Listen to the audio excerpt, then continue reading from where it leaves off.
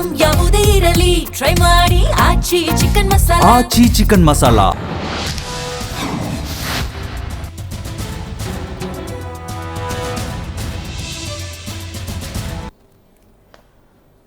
ನಮಸ್ಕಾರ. ಇವತ್ತಿನ ಜಿ ಸಂವಾದದಲ್ಲಿ ಉಪಚುನಾವಣೆಯ ಕುರಿತಂತೆ ನಾವು ಮಾತಾಡ್ತಾ ಇದ್ದೀವಿ. ಬಾಗಲಕೋಟೆ ಮತ್ತು ದಾವಣಗೆರೆ ಕ್ಷೇತ್ರಕ್ಕೆ ಸಂಬಂಧಪಟ್ಟಂತಹ ಉಪಚುನಾವಣೆಗೆ ಟಿಕೆಟ್ ಆಕಾಂಕ್ಷಿಗಳ ಸಂಖ್ಯೆ ಕೂಡ ಹೆಚ್ಚಾಗಿದೆ. ಈ ನಿಟ್ಟಿನಲ್ಲಿ ಅಂತಿಮವಾಗಿ ಪಕ್ಷಗಳು ಯಾವ ನಿರ್ಧಾರಕ್ಕೆ ಬರ್ತಾವೆ ಅನ್ನುವಂಥ ಕುತೂಹಲ ಖಂಡಿತವಾಗ್ಲೂ ಇದ್ದೇ ಇದೆ. ಮೊದಲನೇದಾಗಿ ಬಿಜೆಪಿ ದಾವಣಗೆರೆ ವಿಚಾರಕ್ಕೆ ಬರೋದಾದರೆ ಅಜಯ್ ಅವರು, ಯಶವಂತ್ ಜಾಧವ್ ಅವರು ಆಕಾಂಕ್ಷಿಗಳಾಗಿದ್ದಾರೆ. ಅಲ್ಲಿ ಬಣಗಳಿದ್ದಾವೆ, ಒಬ್ಬೊಬ್ಬರು ಒಂದೊಂದು ರೀತಿಯ ಅಭಿಪ್ರಾಯವನ್ನು ವ್ಯಕ್ತಪಡಿಸಿದ್ದಾರೆ. ಅಂತಿಮವಾಗಿ ಹೈಕಮಾಂಡ್ ಯಾವ ರೀತಿಯ ನಿರ್ಧಾರಕ್ಕೆ ಬರುತ್ತೆ ಅನ್ನೋದು ಕುತೂಹಲ. ಇದೇ ದಾವಣಗೆರೆ ಕ್ಷೇತ್ರಕ್ಕೆ ಸಂಬಂಧಪಟ್ಟಂತೆ ಕಾಂಗ್ರೆಸ್ನ ವಿಚಾರಕ್ಕೆ ಬರೋದಾದರೆ ಬಹಳ ಮುಖ್ಯವಾಗಿ ಆಗ್ತಿರುವಂಥ ಬೆಳವಣಿಗೆಯನ್ನು ಗಮನಿಸಬೇಕು. ನೋಡಿ, ಎಸ್ ಫ್ಯಾಮಿಲಿ, ಶಾಮನೂರು ಶಿವಶಂಕರಪ್ಪ ಫ್ಯಾಮಿಲಿಯ ಸಮರ್ಥವ್ರಿಗೆ ಟಿಕೆಟ್ ಕೊಡಬೇಕು ಅನ್ನುವಂತಹ ವಿಚಾರಗಳ ಪ್ರಸ್ತಾಪವಾಗ್ತಿರುವ ಹಿನ್ನೆಲೆಯಲ್ಲಿ ಅದೇ ದಾವಣಗೆರೆ ಕ್ಷೇತ್ರದಲ್ಲಿ ಕಾಂಗ್ರೆಸ್ನ ಕೈ ಹಿಡಿದಿರುವಂಥ ಅಲ್ಪಸಂಖ್ಯಾತರು ಒಂದು ಪಕ್ಷ ಅದೇ ಕುಟುಂಬಕ್ಕೆ ಅಥವಾ ಸಮರ್ಥವ್ರಿಗೆ ಟಿಕೆಟ್ ಕೊಟ್ಟಿದ್ದೇ ಆದಲ್ಲಿ ಯಾವ ರೀತಿ ಎಸ್ ಮಲ್ಲಿಕಾರ್ಜುನ್ ಅವರಿಗೆ ಪಾಠ ಕಲಿಸಬೇಕು ನಮಗೆ ಗೊತ್ತಿದೆ ಅನ್ನುವಂತಹ ಬಹಿರಂಗ ಹೇಳಿಕೆಯನ್ನು ಕೊಟ್ಟಿದ್ದಾರೆ. ಇದು ದಾವಣಗೆರೆಯ ಚಿತ್ರಣ. ಆದರೆ ಬಾಗಲಕೋಟೆ ವಿಚಾರಕ್ಕೆ ಬರೋದಾದರೆ ಅಲ್ಲೊಂಚೂರು ವಿಭಿನ್ನ ಅಂತಲೇ ಹೇಳ್ಬೋದು. ಮೊದಲನೇದಾಗಿ ಬಿಜೆಪಿ ಅಂತ ತಗೊಳ್ತೀನಿ. ಮಾಜಿ ಶಾಸಕರು ವೀರಣ್ಣ ಚರಂತಿಮಠ ಅವರಿಗೆ ಟಿಕೆಟ್ ಬಹುತೇಕ ನಿಶ್ಚಿತ ಅಂದರೂ ಕೂಡ ಅಲ್ಲೊಂದಷ್ಟು ಬದಲಾವಣೆಗಳ ಸಾಧ್ಯತೆ ಇದೆ ಅಂತ ಹೇಳಲಾಗ್ತಾ ಇದೆ. ಅಂತಿಮವಾಗಿ ಹೈಕಮಾಂಡೇ ತೆಗೆದುಕೊಳ್ಳಬೇಕು ಅಲ್ಲಿನ ನಿರ್ಧಾರವನ್ನು. ಅದೇ ಬಾಗಲಕೋಟೆ ಕ್ಷೇತ್ರಕ್ಕೆ ಸಂಬಂಧಪಟ್ಟಂತೆ ಕಾಂಗ್ರೆಸ್ನಲ್ಲಿ ಬಹಳ ದೊಡ್ಡ ಬೆಳವಣಿಗೆ ಆಗಿದೆ. ಮೇಟಿಯವರ ಪುತ್ರ ಪುತ್ರಿಯರು ಮುಖ್ಯಮಂತ್ರಿ ಸಿದ್ದರಾಮಯ್ಯನವರನ್ನು ಭೇಟಿಯಾಗಿದ್ದು ಆಗಿದೆ, ಮಾತುಕತೆಯನ್ನು ನಡೆಸಿದ್ದು ಆಗಿದೆ. ಒಂದು ಪಕ್ಷ ಟಿಕೆಟ್ ಲಭ್ಯವಾಗಿಲ್ಲ ಅನ್ನೋದೇ ಆದರೆ ಬಂಡಾಯ ಸ್ಪರ್ಧೆ ಅನ್ನುವಂಥ ಸ್ಪಷ್ಟ ಸಂದೇಶವನ್ನು ರವಾನೆ ಮಾಡಿದ್ದಾರೆ. ಚುನಾವಣೆ ನಡೀಲಿ, ಉಪಚುನಾವಣೆ ನಡೀಲಿ, ಟಿಕೆಟ್ ಆಕಾಂಕ್ಷಿಗಳ ಸಂಖ್ಯೆ ಕೂಡ ದೊಡ್ಡ ಮಟ್ಟದಲ್ಲೇ ಇರುತ್ತೆ ಮತ್ತು ಒಂದು ರೀತಿ ರಣರಂಗದ ರೀತಿ ಚುನಾವಣೆಗಳು ಕಂಡು ಬರ್ತವೆ. ಅಂತಿಮವಾಗಿ ಈ 3 ವರ್ಷದ ಆಡಳಿತವನ್ನು ಗಮನಿಸಿರುವಂತಹ ರಾಜ್ಯದ ಜನ, ವಿಶೇಷವಾಗಿ ಬಾಗಲಕೋಟೆ ದಾವಣಗೆರೆಯ ಜನ ಯಾರಿಗೆ ಮಣೆ ಹಾಕ್ತಾರೆ ಅನ್ನೋದು ಕುತೂಹಲ. ಯಾಕಂದರೆ ಈ ಆಡಳಿತದ ಏಳು ಬೀಳುಗಳನ್ನು ಅಲ್ಲಿನ ಜನ ಕಂಡುಕೊಂಡಿದ್ದಾರೆ. ಜೊತೆಗೆ ನೀವು ಗಮನಿಸೋದಾದರೆ ಈ 3 ವರ್ಷದಲ್ಲಿ ಆಗಿರುವಂಥ ಆಡಳಿತವನ್ನು ಗಮನಿಸಿ ಇಲ್ಲಿ ಬಿಜೆಪಿಗೆ ಮಣೆ ಹಾಕುವಂಥ ಸಾಧ್ಯತೆಗಳಿರುತ್ತಾ ಅನ್ನುವಂಥ ಕುತೂಹಲ ಖಂಡಿತವಾಗ್ಲೂ ಇದ್ದೇ ಇರುತ್ತೆ. ಜೊತೆಗೆ ಆಡಳಿತ ಪಕ್ಷ ಆಡಳಿತ ನಡೆಸ್ತಾ ಇದೆ, ಆ ಪಕ್ಷಕ್ಕೆ ಮಣೆ ಹಾಕಿದರೆ ಸೂಕ್ತ ಅನ್ನುವಂಥ ನಿರ್ಧಾರಕ್ಕೆ ಬಂದರೂ ಕೂಡ ಆಶ್ಚರ್ಯ ಇಲ್ಲ. ಹಾಗಾಗಿ ಈ ಉಪಚುನಾವಣೆ ಒಂದಷ್ಟು ಕುತೂಹಲವನ್ನು ಹುಟ್ಟು ಹಾಕಿದೆ. ಅದರ ಬಗ್ಗೆನೇ ಇವತ್ತು ಚರ್ಚೆ ಮಾಡೋಣ. ನಾನು ದಿವ್ಯಶ್ರೀ.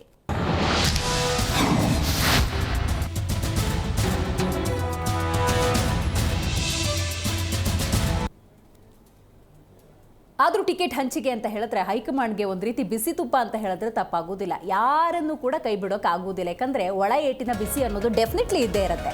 ಆದರೆ ನೀವು ಗಮನಿಸಬಹುದು, ಈ ಬಾರಿ ಉಪಚುನಾವಣೆ ಅಂದಾಗ ಜೆನ್ಯೂನ್ ರೀಸನ್ಗೆ ಆಗ್ತಿರುವಂಥದ್ದು.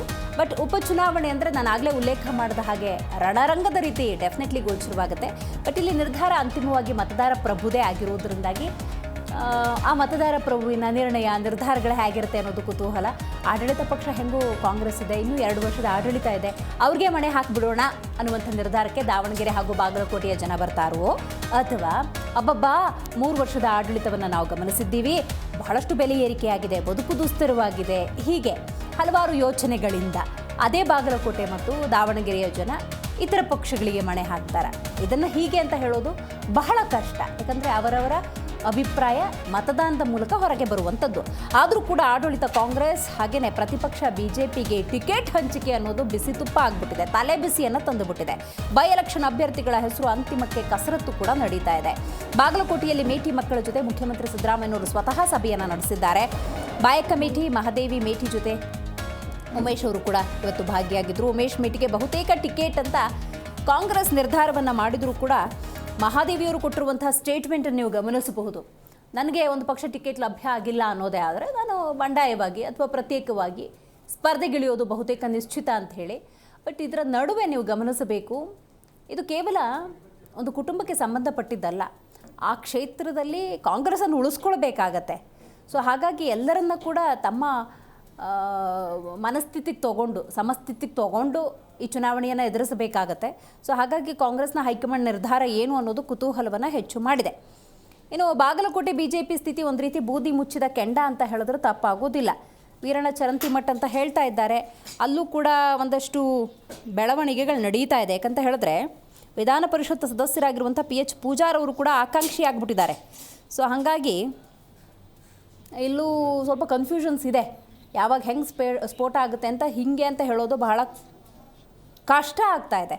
ಇನ್ನು ಎಸ್ ಮಲ್ಲಿಕಾರ್ಜುನ್ ಅವರ ದಾವಣಗೆರೆ ಕ್ಷೇತ್ರಕ್ಕೆ ಸಂಬಂಧಪಟ್ಟಂತೆ ಉಲ್ಲೇಖ ಮಾಡೋದಾದ್ರೆ ಅಲ್ಲೂ ಕೂಡ ಈಗಾಗಲೇ ಗೊತ್ತಿದೆ, ಸಮರ್ಥ್ಗೆ ಟಿಕೆಟ್ ಅನ್ನುವಂತಹ ವಾತಾವರಣ ಇದ್ದರೂ ಕೂಡ ಅಲ್ಲಿ ಬಂಡಾಯದ ಬಿಸಿಯನ್ನು ಚುನಾವಣಾ ಪೂರ್ವದಲ್ಲೇ ಒಂದಷ್ಟು ಅಲ್ಪಸಂಖ್ಯಾತ ಸಮುದಾಯದ ಮುಖಂಡರು ಕೊಟ್ಟಿದ್ದಾರೆ.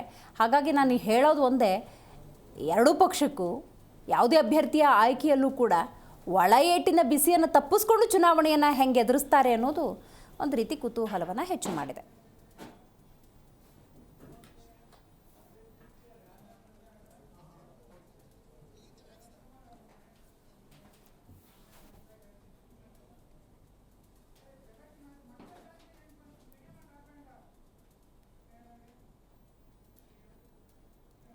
ಈ ಬಗ್ಗೆ ಮಾತಾಡಲಿಕ್ಕೆ ಮೊದಲನೇದಾಗಿ ನಮ್ಮ ಕಾರ್ಯಕ್ರಮದಲ್ಲಿ ಕಾಂಗ್ರೆಸ್ ವಕ್ತಾರರಾಗಿರುವಂತಹ ದರ್ಶನ್ ಅವರಿದ್ದಾರೆ, ನಮಸ್ಕಾರ. ಜೆಡಿಎಸ್ ವಕ್ತಾರರಾಗಿರುವಂತಹ ರಿಷಿಕ್ ವಿವಾನ್ ಗೌಡ ಅವರಿದ್ದಾರೆ, ನಮಸ್ಕಾರ. ದರ್ಶನ್ ಅವರೇ, ಚುನಾವಣೆಯಲ್ಲಿ ಉಪಚುನಾವಣೆಯಲ್ಲಿ ಗೆದ್ದು ರಾಜ್ಯದ ಜನರ ಸೇವೆಯನ್ನು ನೀವು ಮಾಡ್ತಾ ಇದ್ದೀರಿ. ಈಗ 2 ಕ್ಷೇತ್ರಕ್ಕೆ ಮತ್ತೊಮ್ಮೆ ಉಪಚುನಾವಣೆ, ಹೇಗಿದೆ ತಯಾರಿ? ಟಿಕೆಟ್ ಫೈನಲ್ ಆಯ್ತಾ? ಮೊದಲಿಗೆ ದುರ್ದೈವ ಅವರಿಬ್ಬರ ಅಕಾಲಿಕ ನಿಧನ ಈ ಒಂದು ಚುನಾವಣಾ ಅಖಾಡಕ್ಕೆ ಹೋಗುವಂಥ ಒಂದು ಸಂದರ್ಭ ಬಂದಿದೆ. ನಮ್ಮ ಟಿಕೆಟಿನ ಘೋಷಣೆ ಆಗಿಲ್ಲ, ಕೊನೆಯ ಹಂತದ ತಯಾರಿ ಇವತ್ತು ಕೆಲವೊಂದು ರಾಜ್ಯದ ಹಿತದೃಷ್ಟಿಯಿಂದ ನಮ್ಮ ಬೆಂಗಳೂರು ಟ್ರಾಫಿಕ್ ಕಂಜಂಕ್ಷನ್ ಇರ್ಬೋದು, ಅಥವಾ ಮೆಟ್ರೋ ವಿಚಾರ ಆಗಿರ್ಬೋದು, ಅಥವಾ ರಸ್ತೆಗಳ ವಿಚಾರಕ್ಕೆ ಮಾನ್ಯ ಡಿ.ಕೆ. ಶಿವಕುಮಾರ್ ಅವರು ದೆಹಲಿನಲ್ಲಿ ಅನೇಕ ಮಂತ್ರಿಗಳನ್ನ ಭೇಟಿಯಾಗೋದಕ್ಕೆ ಹೋಗಿದ್ದಾರೆ. ಅವ್ರು ಮೇ ಬಿ ನಾಳೆ ಅಥವಾ ಇವತ್ತು ಸಂಜೆ ಬರಬಹುದು. ಮತ್ತು ಇವತ್ತು ಮೇಟಿ ಅವರ ಕುಟುಂಬದವ್ರ ಜೊತೆ ಮುಖ್ಯಮಂತ್ರಿ ಸಿದ್ದರಾಮಯ್ಯನವರು ಮಾತುಕತೆಯನ್ನು ನಡೆಸಿದ್ದಾರೆ. ಕಾಕತಾಳೀಯ ನಾವು ನೋಡ್ತಾ ಬಂದಾಗ ಮೇಡಮ್, ಈ ರಾಜಕೀಯದಲ್ಲಿ ಯಾರಾದರೂ ಅಕಾಲಿಕವಾಗಿ ನಿಧನ ಹೊಂದಾಗ ಸಾಮಾನ್ಯವಾಗಿ ಸ್ವಾಭಾವಿಕವಾಗಿ ಅವರ ಕುಟುಂಬಗಳಿಗೆ ಟಿಕೆಟ್ ಕೊಟ್ಟಿರೋದು. ಉದಾಹರಣೆ, ಅಂಗಡಿಯವರು ತೀರ್ಕೊಂಡಾಗ ಅವರ ಧರ್ಮಪತ್ನಿಯವ್ರಿಗೆ BJPಯವರು ಟಿಕೆಟ್ ಕೊಟ್ಟಿದ್ರು. ಇನ್ನು ನಮ್ಮ ಗುಂಡ್ಲುಪೇಟೆ ಚುನಾವಣೆ ಸಂದರ್ಭದಲ್ಲೂ ಸಮೇತ ಅವರ ಧರ್ಮಪತ್ನಿಗೆ ಟಿಕೆಟ್ ಕೊಟ್ಟಿದ್ವಿ, ಮಾದೇವ ಪ್ರಸಾದ್ ಅವರ ಪತ್ನಿಯವರಿಗೆ. ಹಾಗೆ ನಾನಾ ಉದಾಹರಣೆಗಳನ್ನ ನಾವು ನೋಡ್ತಾ ಇದ್ದೀವಿ. ಫೈನಲಿ ಹೈಕಮಾಂಡ್ ಮತ್ತು ಜನರ ನಾಡಿ ಮಿಡಿತ ಮತ್ತು ಸರ್ವೆ ರಿಪೋರ್ಟ್ ಏನು ಹೇಳ್ತದೆ ಇದ್ರ ಮೇಲೆ ನಾವು ಟಿಕೆಟನ್ನು ಕೊಡೋರಿದ್ದೀವಿ. ಸೊ ನಮ್ಮಲ್ಲಂತೂ ಅಭ್ಯರ್ಥಿಗಳು ಇದ್ದೇ ಇರ್ತಾರೆ, ನೋ ಡೌಟ್. ಸೊ ನನಗೆ ಒಂದು ಅನುಮಾನ ಕಾಡ್ತಾ ಇರೋದು, JDS ಪಕ್ಷದಲ್ಲಿ ಏನಾದರೂ ಅಭ್ಯರ್ಥಿಗಳ ಹಾಕ್ತಾರಾ ಅಥವಾ ಇಲ್ಲೇನೋ ಬಿಟ್ಕೊಟ್ಟೆ ಅನ್ನೋ ನೆಪದಲ್ಲಿ ಮತ್ತೆ ರಾಜ್ಯಸಭೆಗೆ ದೇವೇಗೌಡರಿಗೆ ಆ ರಾಜ್ಯಸಭಾ ಸೀಟನ್ನು ಉಳಿಸ್ಕೊಳ್ಳುವಂಥ ತಂತ್ರಗಾರಿಕೆ ಏನಾದರೂ ಮಾಡ್ತಾರ? ಯಾಕೆಂದರೆ 2 ಜನ ಕಾರ್ಯಕರ್ತರು ನಾಯಕರಾಗಿ ಹುಟ್ಟೋರಲ್ಲಿ, ಆದರೆ ಇಲ್ಲೂ ಒಂದು ಸ್ವಾರ್ಥ ಆಗಬಹುದೇನೋ ಅನ್ನುವಂಥ ಒಂದು ಭಾವನೆ ಇಟ್ಕೊಂಡು ಇವತ್ತು ಒಂದು ಗೆಲ್ಲುವಂಥ ಕ್ಷೇತ್ರ ಆದಾಗ ಸ್ವಾಭಾವಿಕವಾಗಿ ಅಲ್ಲಿ ಅಭ್ಯರ್ಥಿಗಳು ಹೆಚ್ಚಿನಾಗಿ ಇದ್ದೇ ಇರ್ತಾರೆ, ಒತ್ತಡಗಳನ್ನು ಮಾಡ್ತಾರೆ, ಅವರವರ ಸಮುದಾಯಗಳಿಗೆ ಟಿಕೆಟನ್ನು ಕೇಳುವಂಥದ್ದು ಸ್ವಾಭಾವಿಕವಾಗಿರ್ತದೆ. ಮತ್ತು ದಾವಣಗೆರೆ ದಕ್ಷಿಣ 2008ರಿಂದ ನಾವು ಅಲ್ಲಿ ಸೋಲನ್ನೇ ಕಂಡಿಲ್ಲ ಇಲ್ಲಿ ತನಕ. ಸನ್ಮಾನ್ಯ ಶಾಮನೂರು ಶಿವಶಂಕರಪ್ಪನವರೇ ಕಂಟಿನ್ಯೂಸ್ ಆಗಿ ಗೆಲ್ತಾ ಇದ್ರು. ಜನ ಕಾಂಗ್ರೆಸ್ನ ಮೇಲೆ ಅಂತ ಅತೀವವಾದಂಥ ನಂಬಿಕೆ ಭರವಸೆನ ಇಟ್ಕೊಂಡು ಗೆಲ್ಲಿಸ್ತಾನೆ ಬಂದಿದ್ದಾರೆ. ಇನ್ನು ಬಾಗಲಕೋಟೆನಲ್ಲೂ ಹಿಂದೆ ಮೇಟಿಯವರು ಸಚಿವರು ಸಮೇತ ಆಗಿದ್ರು. ಮತ್ತು ಈ ಒಂದು ಸನ್ನಿವೇಶ ಬಂದಿದೆ. ಬಟ್ ಅವರ ಮಕ್ಕಳಲ್ಲೂ ಒಂದು ಆಸೆ ಇರ್ತದೆ. ಮತ್ತು ಇದು ಭಾವನಾತ್ಮಕ ಚುನಾವಣೆ, ಕೆಲವೊಂದು ಸಂದರ್ಭದಲ್ಲಿ ಅದು ರಾಜಕೀಯ ರಣರಂಗ ಆದರೂ ಸಮೇತ ಭಾವನಾತ್ಮಕ ಸನ್ನಿವೇಶಗಳಿಗೂ ಕಾರಣ ಆಗ್ತದೆ. ಬಟ್ ನಮ್ಮದು ಕಾಂಗ್ರೆಸ್ನದು ಗೆಲುವೊಂದೇ ನಮ್ಮ ಕ್ರೈಟೀರಿಯಾ ಅಂತ ಇಟ್ಕೊಂಡು ಅಲ್ಲಿ ಪಕ್ಷದ ಅಭ್ಯರ್ಥಿ ಯಾರೇ ಆಗಿರ್ಬೋದು, ಅವರು ದಕ್ಷಿಣದಲ್ಲಿ ಮುಸಲ್ಮಾನರ ಪ್ರಾಬಲ್ಯ ಇರುವಂಥದ್ದು ಸತ್ಯ, ಅದನ್ನೇ ನಾವು ಅಲ್ಲಗಳೆಯುವಂಥದ್ದಿಲ್ಲ. ಮತ್ತು ಅವರು ಸಮೇತ ಅವರ ಟಿಕೆಟಿಗೆ ಬೇಡಿಕೆ ಇಡುವಂಥದ್ದು ಅವರ ಹಕ್ಕದು, ಕೇಳ್ತಾ ಇದ್ದಾರೆ. ಸೊ ಒಟ್ಟಾರೆಯಾಗಿ ಅದು ದಾವಣಗೆರೆ ದಕ್ಷಿಣ ಆಗಲಿ ಅಥವಾ ಬಾಗಲಕೋಟೆ ಆಗಲಿ, ನಾವು ಗೆಲ್ಲುವ ಅಭ್ಯರ್ಥಿಯನ್ನು ನಿಲ್ಲಿಸ್ತೀವಿ. ಖಂಡಿತ 100ಕ್ಕೆ 100 ನಾವು ಆ 2 ಕ್ಷೇತ್ರವನ್ನು ಗೆಲ್ತೀವಿ ಅನ್ನುವಂಥ ಅದಮ್ಯವಾದಂಥ ವಿಶ್ವಾಸವನ್ನು ಇಟ್ಕೊಂಡಿದ್ದೀವಿ ಮೇಡಮ್. ರೈಟ್. ರಿಷಿಕ್ ಅವರು, ನೀವು ಹೇಳಬೇಕು, ಈ ಉಪಚುನಾವಣೆಯಲ್ಲಿ ನಿಮ್ಮ ರೋಲ್ಸು ರೆಸ್ಪಾನ್ಸಿಬಿಲಿಟೀಸ್ ಏನು ಅನ್ನುವಂಥ ಕ್ಲಾರಿಟಿ ಕೊಡ್ಬೋದಾ ಅಂತ. ಮೊದಲನೇದಾಗಿ ನಾಳೆ ಯುಗಾದಿ ಹಬ್ಬ ಇದೆ. ಸೊ ನಮಗೆಲ್ಲರಿಗೂ ಯುಗಾದಿ ಹಬ್ಬದ ಶುಭಾಶಯಗಳು ತಮ್ಮ ಮಾಧ್ಯಮದ ಮುಖಾಂತರ ಎಲ್ಲರಿಗೂ. ಈ ವರ್ಷದಲ್ಲಿ ಪೊಲಿಟಿಕಲಿ, ಎಕನಾಮಿಕಲಿ, ಸೋಷಿಯಲಿ ನ್ಯಾಯ ಸಿಗಲಿ, ಇರೋವಂಥ ಆಡಳಿತ ಪಕ್ಷದವರು ಏನಾದರೂ ಒಳ್ಳೆ ಕೆಲಸ ಮಾಡಲಿ. 3 ವರ್ಷದಲ್ಲಿ ಏನಾಗದಿಲ್ಲದಿರೋದು ಅಟ್ಲೀಸ್ಟ್ ಇನ್ನು 2 ವರ್ಷದಲ್ಲಾದ್ರೂ ಏನಾದ್ರು ಮಾಡೋಕ್ಕಾಗುತ್ತೇನೋ ಅವ್ರಿಗೆ ಒಂದು ಶುಭ ಹಾರೈಸ್ತೀನಿ. ಇನ್ನು ಈ ಬೈ ಎಲೆಕ್ಷನ್ ವಿಚಾರವಾಗಿ ನಾವು ಬರೋದಾದರೆ, ನೋಡಿ, ಫ್ಯಾಮಿಲಿ ಪೊಲಿಟಿಕ್ಸ್ ಅಂದರೆ ಹೀಗೆ, ಫ್ಯಾಮಿಲಿ ಪೊಲಿಟಿಕ್ಸ್ ಅಂದರೆ ಹಾಗೆ ಅಂತ ಸಾಕಷ್ಟು ಉದಾಹರಣೆಗಳನ್ನ ಕೊಡೋರು, ಟೀಕೆ ಟಿಪ್ಪಣಿ ಮಾಡೋವಂಥ ಕಾಂಗ್ರೆಸ್ ಅವರು.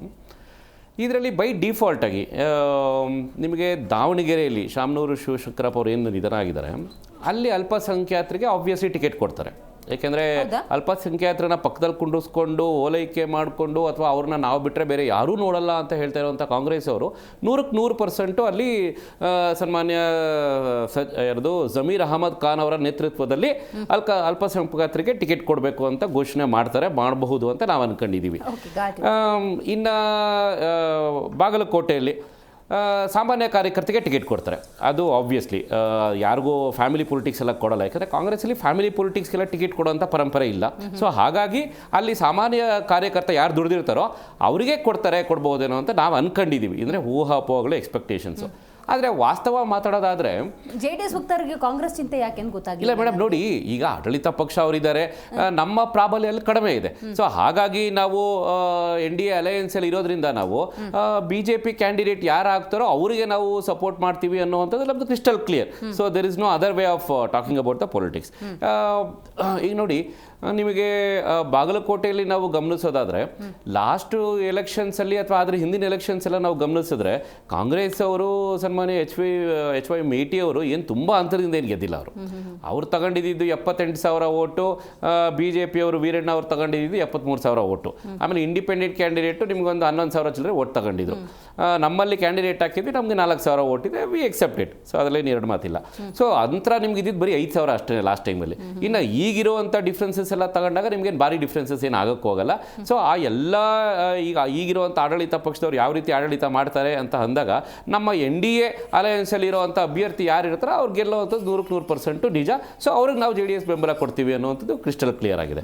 ಆದರೆ ನಾವಿಲ್ಲಿ ನೋಡ್ತಾ ಇರುವಂಥದ್ದು ಏನು ಅಂತ ಹೇಳಿದ್ರೆ, ಪಾಪ ಅಲ್ಲಿರೋ ಕಾರ್ಯಕರ್ತರ ಮಾತುಕತೆಗಳು ಯಾವ ರೀತಿ ಇರುತ್ತೆ ಅಂತ ಹೇಳಿದ್ರೆ, ಅಯ್ಯೋ ಬಿಡ್ರಿ, ಅವ್ರ ಮನೆಯಲ್ಲಿ ಅಣ್ಣ ತಮ್ಮಂದಿರೇ ಜಗಳ ಆಡ್ತಾವ್ರೆ, ಅಕ್ಕ ತಮ್ಮಂದಿರೇ ಜಗಳ ಆಡ್ತಾ ಇದ್ದಾರೆ, ಅವರು 3 ಜನಕ್ಕೆ ಎಲ್ಲಿ 3 ಟಿಕೆಟ್ ಕೊಡ್ತಾರೋ ಅವ್ರನ್ನ ಬಿಟ್ಟು ನಮ್ಮನ್ನು ಕಾರ್ಯಕರ್ತರನ್ನ ಕಾಂಗ್ರೆಸ್ ಅವ್ರನ್ನ ಎಲ್ಲಿಂದ ಕೊಡ್ತಾರ್ರಿ ಅಂತ ಅಂದ್ಬಿಟ್ಟು ಇದು ಮಾತುಕತೆ ನಡೀತಾ ಇರುವಂಥದ್ದು. ಇದು ನಾವು ಹೇಳ್ತಿರೋಂಥ ಅಲ್ಲಿಂದ ಜನಗಳು. ಸೊ ಅವರು 3 ಜನದಲ್ಲೇ ಕಾಂಪಿಟೇಷನ್ ಇದೆ. ಅಣ್ಣನ ಕೊಡಬೇಕಾ, ತಮ್ಮಂಗೆ ಕೊಡಬೇಕಾ, ಅಥವಾ ಅಕ್ಕನೋ ತಂಗಿನೋ ಅವ್ರಿಗೆ ಕೊಡಬೇಕು ಅಂತ ಅಂದ್ಬಿಟ್ಟು ಮಹೇಶ್ ಮೇಟಿ ಅವರು, ಮಲ್ಲಿಕಾರ್ಜುನ್ ಮೇಟಿ ಅವರು, ಆಮೇಲೆ ಆ ಹೆಣ್ಮಗಳು ಯಾರಿದ್ರು ಅವ್ರು 3 ಜನದಲ್ಲೇ ಕಾಂಪಿಟೇಷನ್ನು. ಸೊ ಅಂದರೆ ನಾವು ಏನು ಗಮನಿಸ್ತಾ ಇದ್ದೀವಿ, ಕಾಂಗ್ರೆಸ್ ಅವ್ರು ಯಾವಾಗಲೂ ನಾವು ಕಾರ್ಯಕರ್ತರಿಗೆ ಕೊಡ್ತೀವಿ, ಕಾರ್ಯಕರ್ತರನ್ನ ನಮ್ಮಲ್ಲಿ ಬಿಟ್ಟರೆ ಬೇರೆ ಯಾರಲ್ಲೂ ಏನೂ ಇಲ್ಲ ಅಂತ ಹೇಳ್ಕೊಳ್ಳೋ ಅಂಥವ್ರು ಕ್ರಿಸ್ಟಲ್ ಕ್ಲಿಯರ್ ಆಗಿ ಹೇಳಿ ನೀವು. ಇನ್ನು ಇಲ್ಲಿ ಫ್ಯಾಮಿಲಿ ಪೊಲಿಟಿಕ್ಸ್ ಅಂತ ಅಂದ್ಬಿಟ್ಟು JDS ಪಾರ್ಟಿನ ಯಾವಾಗಲೂ ಹೇಳ್ತಿರ್ತಾರೆ. ಇಲ್ಲಿ ಪ್ರೂವ್ ಮಾಡಿ ನೀವು ನೋಡೋಣ, ಒಂದೇ ಒಂದು ಉದಾಹರಣೆ ಕೊಡಿ ನೋಡೋಣ. ಈಗ ಶಾಮನೂರ್ ಶಿವಶಂಕರಪ್ಪ ಅವ್ರ ಫ್ಯಾಮಿಲಿಲಿ, ಮಲ್ಲಿಕಾರ್ಜುನ್ ಫ್ಯಾಮಿಲಿಯವರು, ಇವರೆಲ್ಲ ಯಾರು ಫ್ಯಾಮಿಲಿಯವರಲ್ವ ನೀವು? ಈಗ ಅವೆಲ್ಲ ನಿಮಗೆ 3rd ಜನರೇಷನ್ ಅಲ್ಲ 4th ಜನರೇಷನ್ವರೆಗೂ ಬರ್ತಾ ಇದೆ. ಈಗ ಅವ್ರು ಸಮರ್ಥ ಅವ್ರು ಅವಾಗಲೇ ಊರೆಲ್ಲ ಅಂದರೆ ಕಾನ್ಸ್ಟಿಟ್ಯೂನ್ಸಿ ಎಲ್ಲ ಓಡಾಡಕ್ಕೆ ಸ್ಟಾರ್ಟ್ ಮಾಡಿಬಿಟ್ಟಿದ್ದಾರೆ. ಯಾಕೆ ಓಡಾಡ್ತಾ ಇದ್ದಾರೆ? ಬಿಟ್ಬಿಡಿ, ಬೇರೆಯವ್ರು ಕೊಡಿ. MP ಕೊಟ್ಟಿದ್ದೀರಾ, MLA ಕೊಟ್ಟಿದ್ದೀರಾ, ಮಿನಿಸ್ಟರ್ ಕೊಟ್ಟಿದ್ದೀರಾ, ಸಚಿವರು ಕೊಟ್ಟಿದ್ದೀರಾ. ಯಾವುದು ಇಲ್ಲ ನೋಡಿ, ನಮ್ಮದು ಪ್ರಾದೇಶಿಕ ಪಕ್ಷವಾಗಿ ನಮ್ಮನ್ನ ಯಾವಾಗಲೂ ಟೀಕೆ ಮಾಡ್ತಿರ್ತಾರಲ್ವಾ, ನೀವೊಂದು ನಿದರ್ಶನ ಕೊಡಿ ಅಂತ ನಾವು ಹೇಳ್ತಾ ಇರೋದು. ನಾವು ಟೀಕೆ ಮಾಡ್ತಾ ಇಲ್ಲ, ಒಂದು ಎಕ್ಸಾಂಪಲ್ ಸೆಟ್ ಮಾಡಿ. ನಾವು ಟೀಕೆ ಮಾಡ್ತಾ ಇಲ್ಲ. ನೀವು ಯಾಕೆ ಒಂದು ನಿದರ್ಶನ ಕೊಡಬಾರ್ದು, ಯಾಕೊಂದು ಸೆಟ್ ಮಾಡಬಾರ್ದು? ಏಕೆಂದರೆ ಈಗ ಹೇಗಿರೋ ನೀವು ಓವರ್ಫ್ಲೋ ಅಂದರೆ ನಿಮಗೆ 113 ಬೇಕಾಗಿರೋದು 139 ಜನ ಓವರ್ಫ್ಲೋ ಆಗಿ ಕೂತ್ಕೊಳ್ತಾ ಇದ್ದೀರಾ. ಈ ಟೈಮಲ್ಲಾದರೂ ಯಾವ್ದಾದ್ರು ಪಾಪ ಕಾರ್ಯಕರ್ತರಿಗೆ ಕೊಡಿ ಎಕ್ಸ್ಪೆರಿಮೆಂಟಲ್ ಆಗಿ. ಈಗಲೂ ನೀವು ಫ್ಯಾಮಿಲಿ ಪೊಲಿಟಿಕ್ಸಲ್ಲಿ ಇರೋ ಅಂಥವ್ರುಗಳಿಗೆ ಇಲ್ಲ ನಮ್ಮನೆಯವ್ರಿಗೆ ಕೊಡಬೇಕು MP, ನಮ್ಮನೆಯವ್ರಿಗೆ ಕೊಡಬೇಕು MLA ಟಿಕೆಟ್ಗಳು ಅಂತ ಅಂದ್ಬಿಟ್ಟು ಯಾಕೆ ಹೇಳ್ತಾ ಇದ್ದೀರಾ? ಕೊಡಿ, ಗೆದ್ರೆ ಒಳ್ಳೇದು, ವೆರಿ ಗುಡ್ ಮಾಡಿ. ಅವರು ಈಗ ಏನದು ಯಾರೆಲ್ಲ ಈಗ ಶಾಸಕರು ಇದಾರಲ್ಲ, ಗೆದ್ದಿರೋ ಕಾಂಗ್ರೆಸ್ ಶಾಸಕರು, ಅನುದಾನ ಇಲ್ಲ, ಅಭಿವೃದ್ಧಿ ಇಲ್ಲ, ಮತ್ತೊಂದು ಏನೆಲ್ಲ 2 ವರ್ಷದಿಂದ ನೋಡ್ಕೊಂಡು ಬರ್ತಾ ಇದ್ದಾರೋ ಆ ಹೇಳುವಂಥ ಕ್ಯೂ ಅಲ್ಲಿ ಇವರು ಇಬ್ರು ಜಾಯಿನ್ ಆಗ್ತಾರೆ ಅಷ್ಟೇ. ಇನ್ನಿಬ್ರು ಏನಾದ್ರು ಗೆದ್ರೆ ಇವರು, ಅದು ಹೋಪ್ಸ್ ಕಡಿಮೆ ಇದೆ. ಗೆಲ್ಲಿಲ್ಲ ಅಂತ ಹೇಳಿದ್ರೆ ನಾವು ಆಪೋಸಿಷನ್ ಪಾರ್ಟಿ ಆಗಿ ಅಂದ್ಬಿಟ್ಟು ನಮಗೊಂದು ಧೈರ್ಯ ತುಂಬುತ್ತೆ. ನೆಕ್ಸ್ಟ್ ಎಲೆಕ್ಷನ್ಸ್ಗೆ ನಾವು ರೆಡಿ ಮಾಡ್ಕೊಂತೀವಿ. ಇದು ಇರುವಂಥ ವಿಚಾರಗಳು ಬೈ ಎಲೆಕ್ಷನ್ಸ್. ಮಾತಾಡ್ತೀನಿ ಡೇಟಲ್ ಆಗಿ. ದರ್ಶನ್ ಅವರು, ನೀವು ಹೇಳಬೇಕು, ದಾವಣಗೆರೆ ವಿಚಾರವನ್ನು ನಾನು ಪ್ರಸ್ತಾಪ ಮಾಡ್ತಾ ಇದ್ದೀನಿ. ಸಮರ್ಥ ಅವ್ರಿಗೆ ಟಿಕೆಟ್ ಸಿಕ್ಕರೆ ಸೂಕ್ತ ಅನ್ನುವಂಥ ಅಭಿಪ್ರಾಯ ಒಂದು ಕಡೆ ಇದ್ದರೆ, ಮಗದೊಂದು ಕಡೆ ಅಲ್ಪಸಂಖ್ಯಾತರು ಬಹಿರಂಗವಾಗಿ ಏನೇನು ಹೇಳಬೇಕು ಎಲ್ಲವನ್ನ ಹೇಳಿದ್ದಾರೆ. ಅಂದರೆ ಅಲ್ಪಸಂಖ್ಯಾತರಿಗೆ ಒಂದು ಅವಕಾಶವನ್ನು ಮಾಡಿಕೊಟ್ರೆ ಸೂಕ್ತ ಅನ್ನುವಂಥ ನಿರ್ಧಾರ. ಬಟ್ ನೀವೇ ಆಗಲೇ ಉಲ್ಲೇಖ ಮಾಡ್ದಂಗೆ ದಾವಣಗೆರೆ ಅಂತ ಹೇಳಿದ್ರೆ ವಿಶೇಷವಾಗಿ SS ಫ್ಯಾಮಿಲಿ ಅಥವಾ ಅವರು ದಾವಣಗೆರೆಯನ್ನು ಯಾವ ರೀತಿ ಕಟ್ಟಿ ಬೆಳೆಸಿದ್ದಾರೆ, ಈ ಹಂತಕ್ಕೆ ತಂದಿದ್ದಾರೆ ಅನ್ನೋದನ್ನು ಪಕ್ಷ ಗಮನಿಸಿರೋದ್ರಿಂದಾಗಿ ಒಂದು ರೀತಿ ಅಡಕತ್ರಿಯಲ್ಲಿ ಸಿಕ್ಕಾಕೊಂಡಂಗೆ ಅಂತ ಅನ್ಸೋದಿಲ್ವಾ ನಿರ್ಧಾರವನ್ನು ತಗೊಳ್ಳೋದು? ಹಾಗೇನಿಲ್ಲ. ಈಗ ಉದಾಹರಣೆ, ಕಳೆದ ಬಾರಿ ಏನು 3 ಬೈ ಎಲೆಕ್ಷನ್ ಆದಾಗ ಶಿಗ್ಗಾವಿನಲ್ಲಿ ನಾವು ಅಲ್ಪಸಂಖ್ಯಾತ ಏನು ಟಿಕೆಟನ್ನು ಕೊಟ್ಟಿದ್ದೀವಿ, ಅಥವಾ ಇವತ್ತು ರಾಜ್ಯಸಭೆಗಾಗಿರ್ಬೋದು, ಸೊ ಅಲ್ಲಿಗೂ ನಜೀರ್ ಅಹಮದ್ ಅವ್ರನ್ನ ಕಳಿಸ್ಕೊಟ್ಟಿದ್ದೀವಿ. ಇವತ್ತು ನಮ್ಮ ರಾಜ್ಯ ಸರ್ಕಾರದಲ್ಲಿ ಮಂತ್ರಿಗಳು ಜಮೀರ್ ಅಹಮದ್ ಖಾನ್ ಅವರಾಗಿರ್ಬೋದು ಅಥವಾ ಇನ್ನಿತರ ಅಲ್ಪಸಂಖ್ಯಾತ ಸಮುದಾಯದವರೇ ಇದ್ದಾರೆ. ಹಾಗೆಯೇ ನಮ್ಮಲ್ಲಿ MLAಗಳು ಸಮೇತ 10ಕ್ಕಿಂತ ಹೆಚ್ಚು ಜನ ಮುಸಲ್ಮಾನ್ ಸಮುದಾಯದಿಂದನೇ ಆಯ್ಕೆ ಆಗಿರ್ತದೆ. ಅದು ಖನಿಜಾ ಫಾತಿಮಾ ಅವರಾಗಿರ್ಬೋದು, ಅಥವಾ ರಿಜ್ವಾನ್ ಹರ್ಷದ್ ಅವರಾಗಿರ್ಬೋದು, ಅಥವಾ ಹ್ಯಾರಿಸ್ ಅವರಾಗಿರ್ಬೋದು, ಜಮೀರ್ ಅಹಮದ್ ಖಾನ್ ಅವರಾಗಿರ್ಬೋದು, UT ಖಾದರ್ ಅವರಾಗಿರ್ಬೋದು. There are so many people. ಇವತ್ತು ನಮ್ಮನ್ನ ನಾವು ಅಂದ್ರೆ ಸರ್ವ ಜನರನ್ನು ಒಟ್ಟಾಗಿ ನೋಡ್ತಾ ಇದ್ದೀವಿ. ನೀವು ಬಿಜೆಪಿನಲ್ಲಿ ಹೋದ್ರೆ ಮೇಡಮ್ ಅಲ್ಲಿಗೆ ಬರ್ತೀನಿ. ಆದ್ರೆ SS ಮಲ್ಲಿಕಾರ್ಜುನ್ ಕುಟುಂಬಕ್ಕೆ ಮಣೆ ಹಾಕಿದ್ರೆ ನಮಗೆ ಹೆಂಗ್ ಪಾಠ ಕಲಿಸಬೇಕು ನಮಗೆ ಗೊತ್ತಿದೆ ಅನ್ನೋದು ಅಲ್ಪಸಂಖ್ಯಾತರ ಧ್ವನಿ, ಅವ್ರ ಸ್ಟೇಟ್ಮೆಂಟ್. ಈಗ ಒಂದು ಅವಕಾಶ ಬಂದಿದೆ, ಒಬ್ಬರೇ ಕ್ಯಾಂಡಿಡೇಟ್ ಆಗುವಂಥದ್ದು. ಐದರ್ ಶಾಮನೂರು ಶಿವಶಂಕರಪ್ಪನವರ ಕುಟುಂಬದವರಾಗಿರ್ಬೋದೇನೋ, ಅಥವಾ ಮುಸಲ್ಮಾನ್ ಸಮುದಾಯದವರಾಗಿರ್ಬೋದೇನೋ, ಅಥವಾ ಮೂರನೇ ಇನ್ನೊಬ್ಬ ವ್ಯಕ್ತಿನೂ ಆಗಿರ್ಬೋದೇನೋ. ಅದನ್ನ ಕಾಂಗ್ರೆಸ್ ಪಕ್ಷ ನಿರ್ಧಾರ ಮಾಡ್ತದೆ. ನಾವು ಇಂಥವ್ರಿಗೆ ಅಂತ ಇಲ್ಲಿ ಕೂತ್ಕೊಂಡು ನಾನು ಹೇಳಲಿಕ್ಕೂ ಸಾಧ್ಯ ಇಲ್ಲ. ಅದು ಇಲ್ಲಿ ತನಕ ನಿರ್ಧಾರವೂ ಆಗಿಲ್ಲ. ಒಂದು ಬಾರಿ ನಮ್ಮ ದೆಹಲಿಯಿಂದ ಆ ಹೆಸರುಗಳು, 2 ಹೆಸರುಗಳನ್ನ ಬಹಿರಂಗ ಮಾಡಿದಾಗ ನಾನು ಒಬ್ಬ ವಕ್ತಾರ ಆಗ್ಬಿಟ್ಟು ಆ ಸಂದರ್ಭಕ್ಕೆ ಆ ಒಂದು ಅಭ್ಯರ್ಥಿಯನ್ನ ಹೆಸರಿಡಿದು ನಾವು ಹೇಳ್ಬೋದು. ಆದರೆ ಈ ಕ್ಷಣ ನಾ ಹೇಳುವಂಥದ್ದು ಕಾಂಗ್ರೆಸ್ನ ಒಬ್ಬರು ಅಭ್ಯರ್ಥಿ ಆಗ್ತಾರೆ, ಅವ್ರ ಹೆಸರನ್ನ ಮೆನ್ಷನ್ ಆದಮೇಲೆ ಇಂಥವರು ಅಭ್ಯರ್ಥಿ ಆಗ್ತಾರೆ ಅನ್ನುವಂಥ ವಿಚಾರವನ್ನು ಹೇಳ್ಬೋದು ಮೇಡಮ್. ಮತ್ತು ಇವಾಗ ನಮ್ಮ ವಿಚಾರದಲ್ಲಿ ನಾನು ಕೇಳಿರಲಿಲ್ಲ, ನನಗದ್ರ ಅವಶ್ಯಕತೆನೂ ಇರಲಿಲ್ಲ. ಕುಟುಂಬ ಅಂತ ತಗೊಂಬಂದರು. ಈಗೊಂದು ಪರಿವಾರದಲ್ಲಿ ಒಂದು ಸಾವಾಗಿದೆ ಮೇಡಮ್. ನಾನು ಕೇಳುವಂಥದ್ದು, ಈಗ ಇವ್ರಿಗೊಂದು ಅವಕಾಶ ಚುನಾವಣೆಗೆ ಬಂತಲ್ವಾ. ಉದಾಹರಣೆ ಲೋಕಸಭಾ ಚುನಾವಣೆಗೆ ಬಂದಾಗ ಬೆಂಗಳೂರು ಗ್ರಾಮಾಂತರಕ್ಕೆ ಅಳಿಮೈನ್ ತಗೊಂಡೋದ್ರು, ಇನ್ನು ಮಂಡ್ಯಕ್ಕೆ ಕುಮಾರಸ್ವಾಮಿ ಹೋದ್ರು, ಇನ್ನು ಹಾಸನಕ್ಕೆ ಪ್ರಜ್ವಲ್ ರೇವಣ್ಣ ಕೊಟ್ಟರು. ಕೋಲಾರ ಏನಾದರೂ SC ಬರಲಿಲ್ಲ ಅಂದಿದ್ರೆ ಖಂಡಿತ ಅವ್ರಿಗೆ ಕೊಡ್ತಿರ್ಲಿಲ್ಲ, ಅಲ್ಲಿ ಭವಾನಿ ಅವ್ರನ್ನ ಅಥವಾ ಅನಿತಕ್ಕನ್ನ ತಗೊಂಡೋಗಿ ಬಿಡ್ತಾ ಇದ್ರು. ಮೇಡಮ್ ನೀವು ನೋಡ್ತಾ ಬನ್ನಿ, ಇತಿಹಾಸ ನೋಡ್ತಾ ಬನ್ನಿ. ದೇವೇಗೌಡರು ಹೊಳೆ ನರಸೀಪುರದಲ್ಲಿ ನಿಂತಿದ್ರಲ್ವಾ, ತವರು ಕ್ಷೇತ್ರ ಅಲ್ಲೇ ಇರ್ಬೋದಿತ್ತಲ್ವಾ. ತದನಂತರ ಅವರು ಅಲ್ಲಿಂದ ಹಾಸನ ಬಂದರು, ಮತ್ತೆ ರಾಜಕೀಯ ಪುನರ್ಜನ್ಮಕ್ಕೋಸ್ಕರ ಕನಕಪುರಕ್ಕೆ ಬಂದರು, ಕನಕಪುರದಿಂದ ಮತ್ತೆ ಹಾಸನಕ್ಕೆ ಹೋದ್ರು, ಮತ್ತೆ ತುಮಕೂರು ಏನು ಲೋಕಸಭೆಗೆ ಬಂದಿರತಕ್ಕಂಥದ್ದು ದೇವೇಗೌಡರು ಒಂದು ಇತಿಹಾಸ ಇರ್ತಕ್ಕಂಥ ವಾಸ್ತವ. ಹಾಗೆಯೇ ರೇವಣ್ಣ ಅವರು ಇವತ್ತು ಹೊಳೆ ನರಸೀಪುರನ ಪ್ರತಿನಿಧಿಸ್ತಾ ಇದ್ದಾರೆ. ಕುಮಾರಸ್ವಾಮಿ ಅವರು ಹೋದಲ್ಲೆಲ್ಲ ನಂದಿದೆ ತವರು, ನಂದಿದೆ ಭೂಮಿ, ಇಲ್ಲೇ ಇರ್ತೀನಿ, ಇಲ್ಲೇ ಮಾಡಿತೀನಿ ಎಲ್ಲ ಹೇಳ್ತಾರೆ. ಅವರು ಒಂದ್ಸರಿ ಚನ್ನಪಟ್ಟಣ, ಇನ್ನೊಂದ್ಸರಿ ರಾಮನಗರ. ಅಲ್ಲ ಐ ಡೋಂಟ್ ನೋ, ಈಗ ಹಂತ ಹಂತವಾಗಿ ಒಂದು ಪ್ರಾದೇಶಿಕ ಪಕ್ಷವನ್ನ ಜಿಲ್ಲಾವಾರು ಬೆಳೆಸುವಂತಹ ಪ್ರಯತ್ನ ಇದು ಅಂತ ಯಾಕೆ ಅಂದ್ಕೊಳ್ಳಲ್ಲ ನೀವು? ಬೆಳೆಸ್ಲಿ ಮೇಡಮ್, ನಾವು ಬಯಸುವಂಥದ್ದು ನಾನೇನು JDS ಪಕ್ಷದ ವಿರೋಧಿ ತರ ಮಾತಾಡ್ತಾ ಇಲ್ಲ. ಒಂದು ಪ್ರಾದೇಶಿಕ ಪಕ್ಷ, ಉದಾಹರಣೆ ತಮಿಳುನಾಡಲ್ಲಿ ಪ್ರಾದೇಶಿಕ ಪಕ್ಷ ಇದೆ, ವೆಸ್ಟ್ ಬೆಂಗಾಲಲ್ಲಿ ಪ್ರಾದೇಶಿಕ ಪಕ್ಷ ಇದೆ, ತೆಲಂಗಾಣದಲ್ಲಿ, ಆಂಧ್ರದಲ್ಲಿ, ಮತ್ತೆ ನೀವು ಇಲ್ಲಿ ಕೇರಳದಲ್ಲಿ ಪ್ರಾದೇಶಿಕ ಪಕ್ಷಗಳಿದೆ. ಆ ಎಲ್ಲ ಪಕ್ಷಗಳ ಒಂದು ಹೋರಾಟಗಳು ಇವತ್ತು ರಾಷ್ಟ್ರ ಮಟ್ಟದಲ್ಲಿ ತಮ್ಮ ರಾಜ್ಯಕ್ಕಾಗಿ, ತಮ್ಮ ನಾಡಿಗಾಗಿ, ತಮ್ಮ ನುಡಿಗಾಗಿ, ತಮ್ಮ ಪ್ರಾತಿನಿಧ್ಯಕ್ಕಾಗಿ, ಯಾವ್ಯಾವ ರೀತಿ ತಮ್ಮ ಹಕ್ಕುಗಳಿಗಾಗಿ ಹೋರಾಟ ಮಾಡ್ತಾ ಇದ್ದಾರೆ ಅಂತ. ಇವತ್ತು ನೀವು ಬೇರೆ ಬೇರೆ ಜಿಲ್ಲೆಗಳಲ್ಲಿ ನಿಮ್ಮ ಪಕ್ಷವನ್ನು ಬೆಳೆಸಿ. ಆದ್ರೆ ಈಗಲೂ ಒಂದು ಅವಕಾಶ ಪ್ರಾದೇಶಿಕ ಪಕ್ಷಕ್ಕೆ, ಅಲ್ಲಿ ದಾವಣಗೆರೆಯಲ್ಲಿ ಒಬ್ಬ ಅಭ್ಯರ್ಥಿ ಹಾಕಿ, ಅಥವಾ ಬಾಗಲಕೋಟೆಯಲ್ಲಿ ನಿಮ್ಮ ಒಬ್ರು ಕಾರ್ಯಕರ್ತರಿಗೆ ಯಾರಿಗಾರು ಕೊಡಿ. ನೀವು ನಮ್ಮ ಕುಟುಂಬ ಕೇಳ್ಬೇಕಾದ್ರೆ ನಾನು ಯಾಕವ ಕೇಳಿದೆ ಅಂದ್ರೆ ಮೇಡಮ್, ಹೌದು ದೇವೇಗೌಡರು ಮೊಮ್ಮಗನಿಗೋಸ್ಕರ ಬೇರೆ ಕಾರ್ಯಕರ್ತರು ಹಾಸನದಲ್ಲಿ ಕೊಡ್ಬೋದಿತ್ತಲ್ಲ, ಬೀಟ್ ಕೊಟ್ಟರು, ತುಮಕೂರಿಗೆ ಬಂದಿರೋದು ವಾಸ್ತವ ಸತ್ಯದು ನಡೆದಿರ್ತಕ್ಕಂಥದ್ದು. ಕುಮಾರಸ್ವಾಮಿ ಅವರಲ್ಲಿ ಸೀದಾ ಬರ್ತಾರೆ ಬೆಂಗಳೂರು, ಇನ್ನೂ ಅನಿತಕ್ಕನ ಬೆಂಗಳೂರು ಗ್ರಾಮಾಂತರಕ್ಕೆ ಅಂತಾರೆ, ಅವ್ರು ಚಿಕ್ಕಬಳ್ಳಾಪುರಕ್ಕೆ ಹೋಗ್ತಾರೆ, ಮತ್ತೆ ಕುಮಾರಸ್ವಾಮಿ ಅವರು ರಾಮನಗರಕ್ಕೆ ಬರ್ತಾರೆ, ಮತ್ತೆ ಅನಿತಕ್ಕನ ಚನ್ನಪಟ್ಟಣಕ್ಕೆ ಬಿಡ್ತಾರೆ, ಚನ್ನಪಟ್ಟಣದಿಂದ ಅನಿತಕ್ಕ ರಾಮನಗರಕ್ಕೆ ಬರ್ತಾರೆ, ಕುಮಾರಸ್ವಾಮಿ ಅವರು ಚನ್ನಪಟ್ಟಣಕ್ಕೆ ಹೋಗ್ತಾರೆ. ಆಮೇಲೆ ಚನ್ನಪಟ್ಟಣ MLA ಆಗಿದ್ರಲ್ವಾ, ನಾವು ಕುಮಾರಸ್ವಾಮಿ ಅವರು ಇವತ್ತು ವಿಧಾನಸಭೆ ನಿಲ್ತಿದ್ರೆ ಬಹಳ ಸಂತೋಷ ಪಡ್ತಾ ಇದ್ವಿ. ಒಂದು ಗಟ್ಟಿ ಧ್ವನಿಯಾಗಿ ಯಾರು ಮಾತಾಡ್ತಾ ಇಲ್ಲ ಇವತ್ತು ವಿಧಾನಸಭೆಯಲ್ಲಿ. ಅದನ್ನ ಬಿಟ್ಟು ಈಗ ನನ್ನ ತವ್ರ ಮನೆ ಅಂತ ಹೇಳ್ಬಿಟ್ಟು ಎಲ್ಲಿಗೆ ಹೋಗಿದ್ದಾರೆ, ಮಂಡ್ಯಕ್ಕೆ ಹೋಗಿದ್ದಾರೆ. ಈ ಕಡೆ ಮಗಂದು ಒಂದು ಎಲೆಕ್ಷನ್ ಆಯ್ತಲ್ವಾ, ಸ್ಟ್ರಾಟಜಿ ನೋಡೋಣ. ಇವ್ರಂದ್ರು ಏನಂತ, ನಾವು 2 ಪಕ್ಷ NDA ಅಂತಲ್ವಾ, ಹಳೆ ಮೈಸೂರು ಭಾಗ ಏನ್ JDSನವ್ರದ್ದು ಆಸ್ತಿ ಅನ್ನೋ ತರ ಆಡೋರು ಮಾತಾಡಿದ್ರು. ಆ ಒಂದು ಕಾರಣಕ್ಕೆ ಇವತ್ತು ಹಳೆ ಮೈಸೂರು ಭಾಗದಲ್ಲಿ ಅದು ಖುದ್ದು ದೇವೇಗೌಡರು ಮೊಮ್ಮಗ ಕುಮಾರಸ್ವಾಮಿ ಅನಿತಕ್ಕನವರ ಸುಪುತ್ರನನ್ನ ಹ್ಯಾಟ್ರಿಕ್ ಬಾರಿ ಏನಾದರೂ ಸೋತಿದ್ದಾರೆ ಅಂತಂದ್ರೆ ಅದೇ ಚನ್ನಪಟ್ಟಣದ ಬೈ ಎಲೆಕ್ಷನ್ ಅಲ್ಲಿ. ನಮಗೆ ನೋಡಿ ಅಂತ ಸ್ವಾರ್ಥ ಆಗಿದ್ರು. ಉದಾಹರಣೆ ಸುರೇಶ್ ಅಣ್ಣವರು ಸೋತಿದ್ದಾರೆ ಎಲ್ಲಿ ಬೆಂಗಳೂರು ಗ್ರಾಮಾಂತರದಲ್ಲಿ, ಆ ಸೋಲನ್ನ ನಾವು ಗೌರವಿಸಿದ್ದೀವಿ. ಸೋಲಿಗೆ ನಾನಾ ಕಾರಣಗಳಿರ್ಬೋದು, ಈ ಒಂದು ಅವರೇ ನಿಂತ್ಕೊಬೋದಿತ್ತು. ಅಂತ ಒಂದು ಸ್ವಾರ್ಥಕ್ಕೆ ಇವತ್ತು KPCC ಅಧ್ಯಕ್ಷರಾಗಿ, ಉಪಮುಖ್ಯಮಂತ್ರಿಯಾಗಿ DK ಶಿವಕುಮಾರ್ ಅವರು ಇದ್ರು. ನನ್ನ ತಮ್ಮನಿಗೆ ಇನ್ನೊಂದು ರಾಜಕೀಯ ಪುನರ್ಜನ್ಮ ಕೊಡ್ಬೋದು ಅಂತ ಯೋಚನೆ ಮಾಡ್ಬೋದಿತ್ತು. ಆದ್ರೆ ಪಕ್ಷ ಮುಖ್ಯ ಅಂತೇಳಿ CP ಯೋಗೇಶ್ವರ್ ಅವರು ಕಾದ್ವಿ, ಅವ್ರು ಕೊಡ್ಬೋದಿತ್ತು, ಅವಕಾಶ ಇತ್ತು. BJPನಲ್ಲಿ ಇದ್ರು, ಕೊನೆಗೆ ಅವರು ಕೇಳ್ಕೊಂಡ್ರು ನಂಗೆ ಬಿಟ್ಕೊಡಿ ಅಂತ. ಆದರೆ ಅವರು ಕೊಡಲಿಲ್ಲ ಅನ್ನೋ ಸಂದರ್ಭದಲ್ಲಿ ಹೌದು ನಾವು ಚೆಸ್ ಗೇಮ್ ಮಾಡೋದಕ್ಕೆ ಬರುತ್ತಲ್ವ, ಇಟ್ವಿ ಒಂದು ಚೆಕ್ ಮೇಟ್ ಇಟ್ವಿ. ಸೊ ಆಟೋಮೆಟಿಕಲಿ ಮಾಜಿ ಪ್ರಧಾನಿಯವರ ಮೊಮ್ಮಗ ಯಾವ ರೀತಿ ಸೋಲ್ಬೇಕು ಆ ರೀತಿ ಸೋತ್ರು, ನಮ್ಮ ಪಕ್ಷ ಗೆಲ್ತು. ಹಾಗೆಯೇ ಬೊಮ್ಮಾಯಿಯವ್ರ ಮಗನೂ ನಿಲ್ಸಿದ್ರಲ್ವಾ, ಬೊಮ್ಮಾಯಿಯವ್ರ ಮಗನೂ ಸಮೇತ ಶಿಗ್ಗಾವಿನಲ್ಲಿ ಒಬ್ಬ ಅಲ್ಪಸಂಖ್ಯಾತರು. ಮೇಡಮ್ ಇವತ್ತು ನಾಳೆ ದಾವಣಗೆರೆಯಲ್ಲಿ ಅಲ್ಪಸಂಖ್ಯಾತರಿಗಾದ್ರೂ ಕೊಡಲಿ, ಅಥವಾ ಶಾಮನೂರವರ ಕುಟುಂಬಕ್ಕಾದ್ರೂ ಕೊಡಲಿ, ಅಥವಾ ಇನ್ಯಾರೋ ಒಬ್ಬ ಕಾರ್ಯಕರ್ತಂಗಾದ್ರೂ ಕೊಡಲಿ, 100ಕ್ಕೆ 100 ನಮ್ಮ ಹತ್ರ ಗೇಮು ಇದೆ, ಗೇಮ್ ಪ್ಲಾನು ಇದೆ. ಜೊತೆಗೆ ನಮ್ಮ ಸರ್ಕಾರದ ಸಾಧನೆಗಳಿದೆ. ದಾವಣಗೆರೆ ಯಾವ್ಯಾವ ರೀತಿ ಅಭಿವೃದ್ಧಿ ಆಗಿದೆ ಅಂತೇಳಿ ನಾನು ಬಹಳ ಸಂತೋಷ ಪಟ್ಟಿದ್ದೀನಿ. ಆ ನಗರವನ್ನು ನೋಡಿ ಬಹಳ ಸುಂದರವಾದಂಥ ನಗರ, ಬಹಳ ರಸ್ತೆಗಳಾಗಿರ್ಲಿ ಅಥವಾ ಅಲ್ಲಿನ ಸ್ಟ್ರೀಟ್ ಲೈಟ್ಗಳಾಗಿರ್ಲಿ, ಅಲ್ಲಿಂದ ಚರಂಡಿಗಳಾಗಿರ್ಲಿ, ಅಲ್ಲಿಂದ DC ಕಚೇರಿ ಆಗಿರ್ಬೋದು, ಪ್ರತಿಯೊಂದು ಸಮೇತ ಇವತ್ತು ದಾವಣಗೆರೆ ಉತ್ತುಂಗಕ್ಕೆ ಹೋಗಿರ್ತಕ್ಕಂಥದ್ದು ಮಧ್ಯ ಕರ್ನಾಟಕದಲ್ಲಿ ತನ್ನ ಪ್ರತಿಷ್ಠೆಯನ್ನು ಇಟ್ಕೊಂಡಿದೆ. ದಾವಣಗೆರೆಯ ಗೆಲುವಿನ ಬೆಣ್ಣೆ ದೋಸೆಯನ್ನ ಕಾಂಗ್ರೆಸ್ ಪಕ್ಷ ಖಂಡಿತವಾಗ್ಲೂ ಸವಿತದೆ. ರೈಟ್. ಇದೀಗ ನಮ್ಮ ಕಾರ್ಯಕ್ರಮದಲ್ಲಿ ಬಿಜೆಪಿ ವಕ್ತಾರಾಗಿರುವಂತಹ ಸತ್ಯನಾರಾಯಣ್ ಹೇಮಾದ್ರಿ ಅವರು ಝೂಮ್ ನಿಂದ ಕನೆಕ್ಟ್ ಆಗಿದ್ದಾರೆ. ನಮಸ್ಕಾರ ಸರ್. ಕಳೆದ ವಿಧಾನಸಭಾ ಚುನಾವಣೆಯ ಫಲಿತಾಂಶವನ್ನು ನೀವು ಕಂಡಿದ್ದೀರಿ, ಉಪಚುನಾವಣೆಯ ಫಲಿತಾಂಶವನ್ನು ಕಂಡಿದ್ದೀರಿ. ಈಗ ಮತ್ತೆರಡು ಬೈ ಎಲೆಕ್ಷನ್, ಗೆಲ್ಲುವ ನಂಬಿಕೆ ಎಷ್ಟಿದೆ, ಎಷ್ಟು ವಿಶ್ವಾಸ ಇದೆ ಸತ್ಯನಾರಾಯಣ್ ಹೇಮಾದ್ರಿ ಅವರೇ? ದಿವ್ಯಶ್ರೀ ಮೇಡಮ್, ತಮ್ಮ ವಾಹಿನಿ ಮುಖಾಂತರ ನಾನು ಹೇಳ ಬಯಸೋದೆ ಅಂದ್ರೆ, ಈ ಬಾರಿ ಭಾರತೀಯ ಜನತಾ ಪಕ್ಷ ಬಾಗಲಕೋಟೆ ಉಪಚುನಾವಣೆಯಲ್ಲಿ ಗೆಲ್ಲುವುದು ಶತಸಿದ್ಧ. ಅದರಲ್ಲಿ ಎರಡು ಮಾತು ಇಲ್ವೇ ಇಲ್ಲ.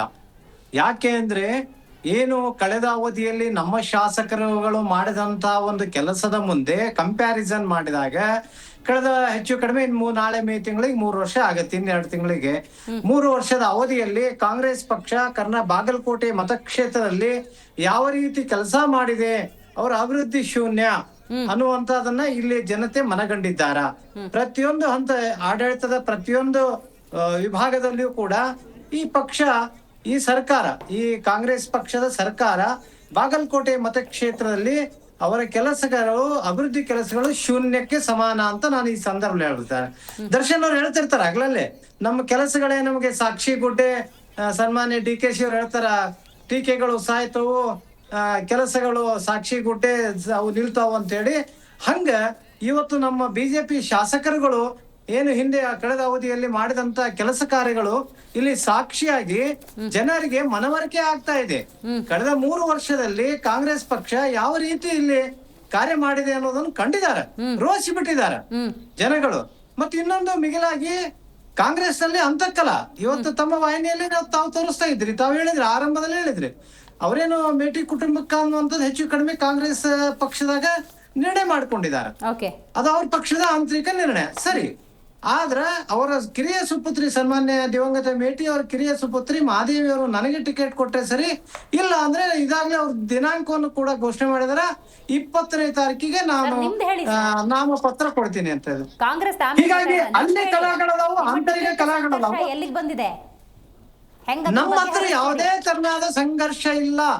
ದಿವ್ಯಶ್ರೀ ಮೇಡಮ್, ಬಾಗಲಕೋಟೆ ಮತಕ್ಷೇತ್ರದ ವಿಚಾರವಾಗಿ ಭಾರತೀಯ ಜನತಾ ಪಕ್ಷದಲ್ಲಿ ಯಾವುದೇ ಸಂಘರ್ಷ, ಆಂತರಿಕ ಕಲಹಗಳು ಇಲ್ಲ.